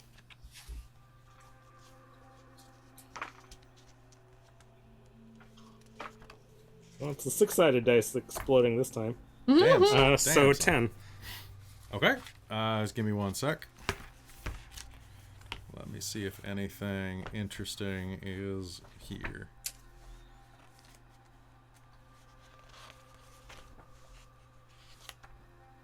Ooh. Ooh, God, I don't like any of this stuff. And Trenton took the bullet out of the rifle. Okay, sounds good.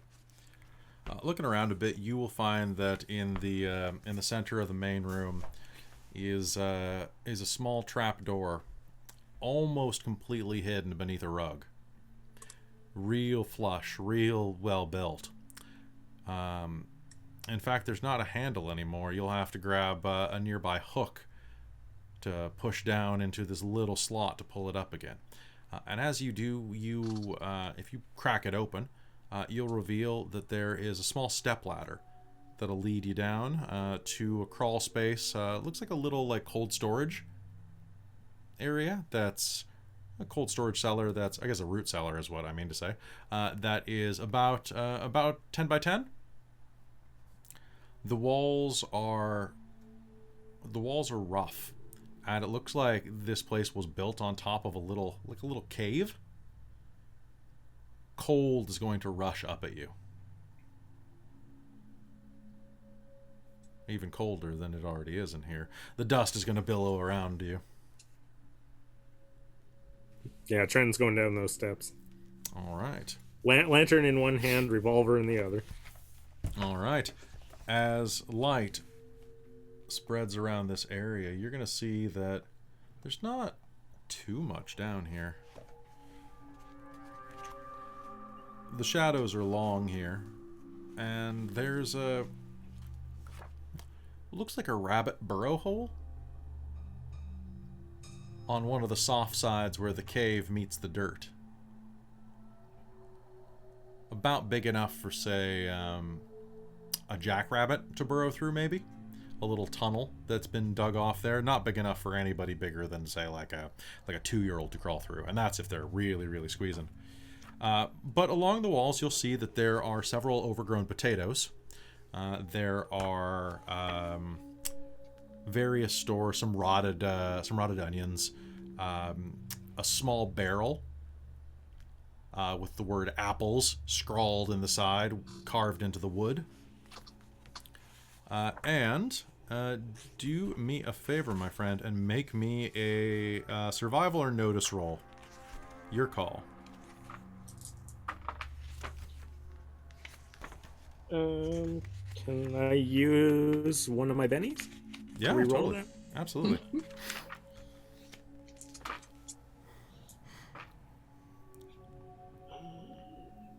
A 7. Okay. You will find that as you're looking around here, there is a small table in the corner. Now, what you thought was like a chopping block, like a little place to do a little bit of organizing or maybe a little bit of prep work down here. Poking through, you're going to lift a little drop cloth on top of it, revealing that there is quite a set of beakers and vials and what looks like a distillery kit in the corner down here. I will hold my lantern up a little higher and yell out, Frida? Frida, I think I found something for you. Immediately scramble to your location. Nice. Thomas down. is going to stand at... Sorry, Thomas will stand at the top of the thing and just kind of look down suspiciously and kind of keep an eye around. Well, while Frida's running down the stairs, I'll start lobbing some potatoes and various foodstuffs at Thomas. What? Trenton, what do you... Why? Well, Why? Breakfast. Have you seen this potato? It's got an 8-inch stalk coming out of it. He'll whip it back. Yeah, we could plant it. On Are the we trail, staying somewhere? Trenton. I didn't Thomas is say. just gonna I didn't say here. Thomas is going to roll his eyes, and then he's like, you know what? I'm going to go search the rest of the house. You guys see to that. All right, He's gonna- so you're going to search the rest of the house. Frida, as I'll you're go off with Catlett. as you're looking there, you give me a favor and make me a weird science roll. Sure. Weird. Dun, dun, dun, dun. Sorry. Ooh, I have 2 successes. All right. Trenton's probably all enthused. Look, there's like So I get glass and some success metal. with raise in this system. So So I'm gonna you'll call it 2. Okay, sounds good. So you are going to see there are a couple of things laying on this table. It looks like whatever they were distilling here is, well, slightly bioluminescent. As you were approaching, and Skinner, you took a step back, moving the lantern away. The proximity of the lantern is going to cause one of the vials of liquid in that chemistry set to glow now that the darkness begins to sweep back over it again. With that success, you'll know that whatever is there is infused with a little bit of ghost rock. Oh. In fact, it looks like there are Just three... gonna tap Trench on the shoulder. You were so right to summon me. So it looks like there are 3 different vials of liquid laying there. Well, which one looks the most like it would smell interesting? The blue one. Well, let's open the blue one. It has these small motes of well, not energy, but small motes of like, kind of like this gummy substance floating through, kind of like an orbits back in the day. As you... I miss those. 1, orbits. 2, 3, 4, 5, 6, 7, 8, 9. Okay, cool. I'm gonna... One sec. Of course I rolled the 10. Okay,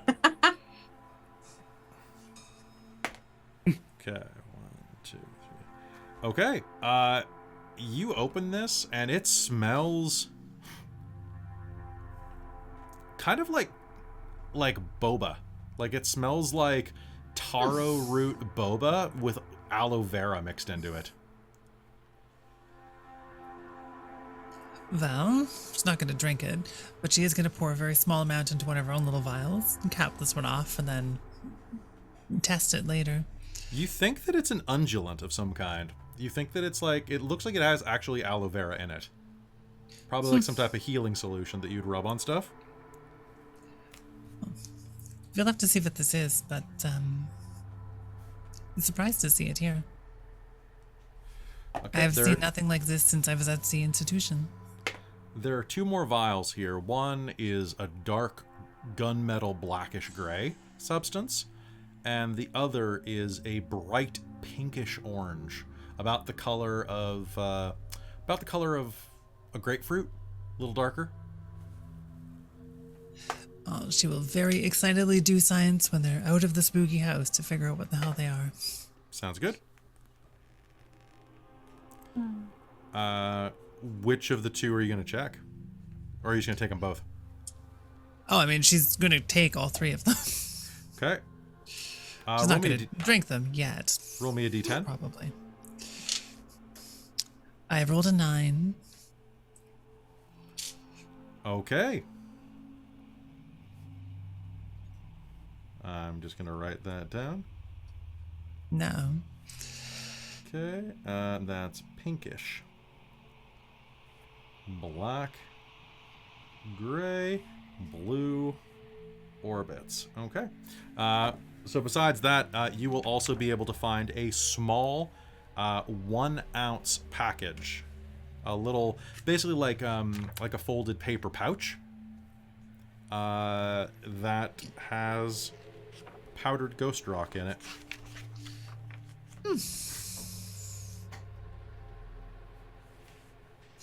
Oh. Do you know what this is? No, I ain't got a clue. Oh, it's the ghost rock. It's the Was that- streaming coal. Ooh, it's spooky. Is that weird stuff that they're using all the newfangled machinery with? It is. It is quite delightful. That's not the word I'd use, but sure. All right.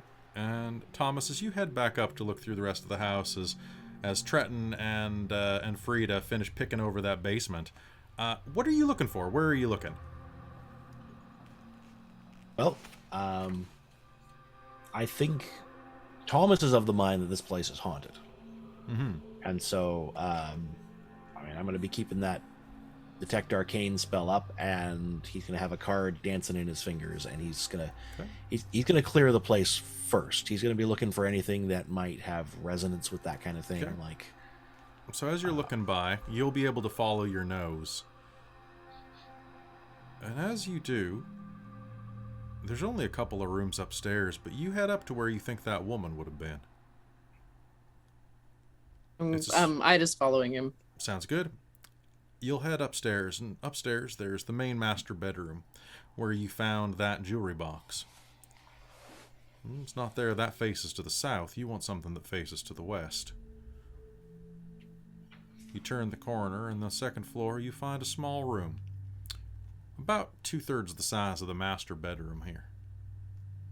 It's slightly shaped like a fat L, fat capital L, with part of the wall cut away for the fireplace.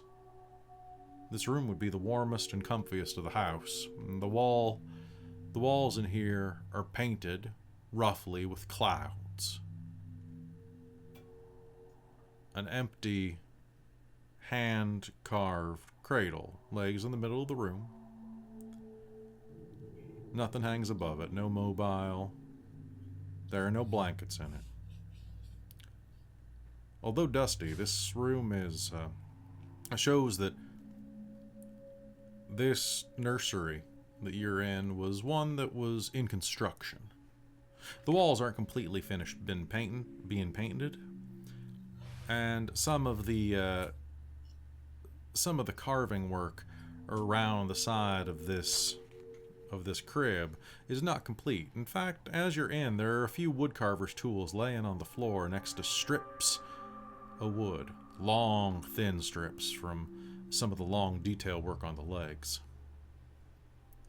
However, your eyes are gonna flash up and out because while that is not complete, a chest of drawers in the corner beneath the window that looks out toward the barn. Something is glowing, like a still beating heart inside of that chest. Something is glowing out at you through the wood. You shouldn't be able to see this, but it reaches out at you. It's the size of a heart. Ida, cover me. There's something here. Right. Ida will draw her pistol and recast arcane protection just on the two. Sounds good. As you approach, the rivets of steam that escape your mouth become thicker. It's getting colder in here. The tips of your fingers are chilly, even if you're wearing gloves. They're cold on the inside of them. Do you open? Yeah, you totally will. It resists you for just a second. You feel the chill invade your bones. And then, the lid submits.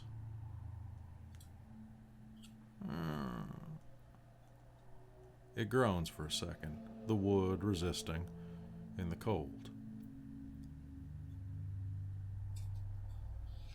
And then your breath starts coming out normal. No steam. None of that. The room becomes warmer again, even with how it is outside. And the night is quiet and still around you. Just the sound of the cattle outside and them finishing up the last draws from the well. As you look down, you'll see that inside of this chest, not much, actually. It's lined with quilts, blankets, building up a little stockpile for when the baby arrived. But on top of it, as your sight will begin to shudder and fade, what was glowing on top is a camera.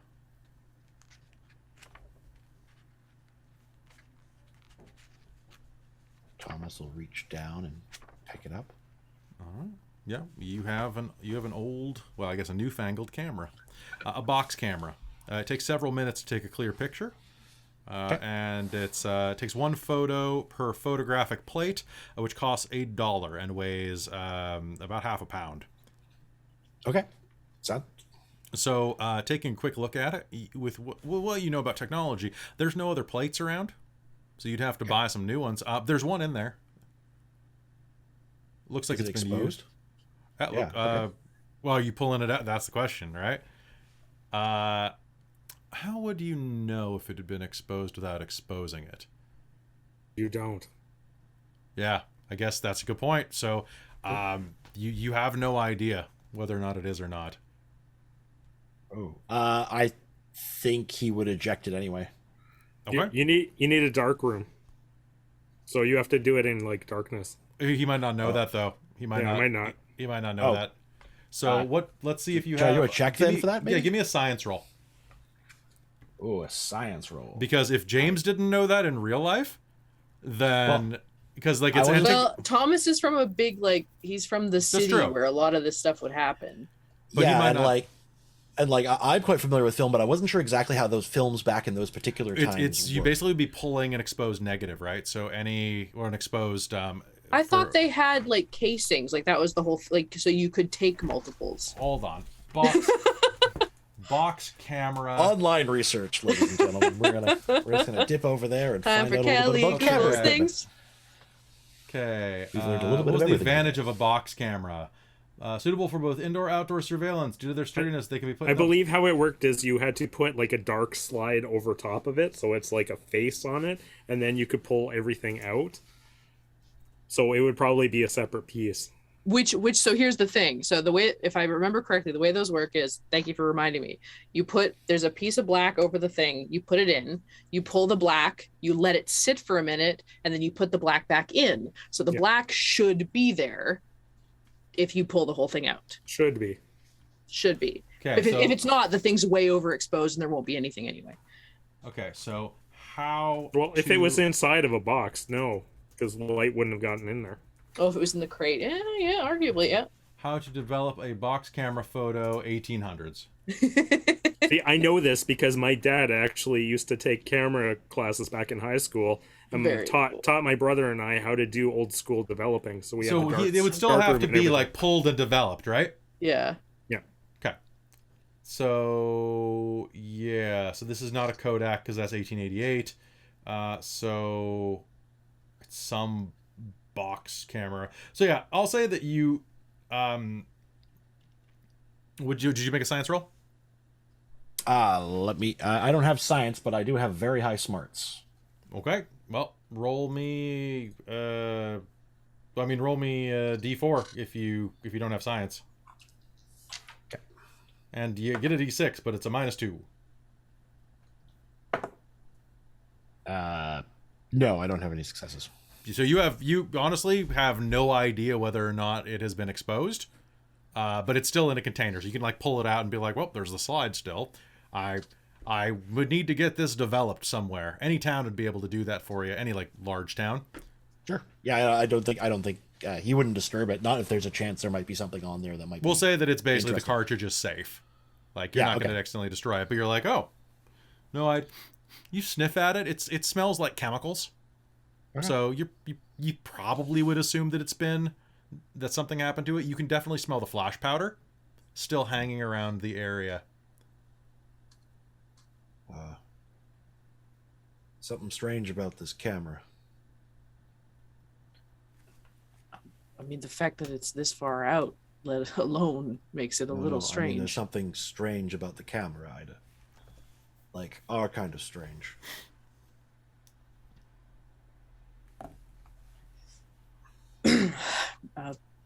Take it with us, I guess. Maybe keep it in its box.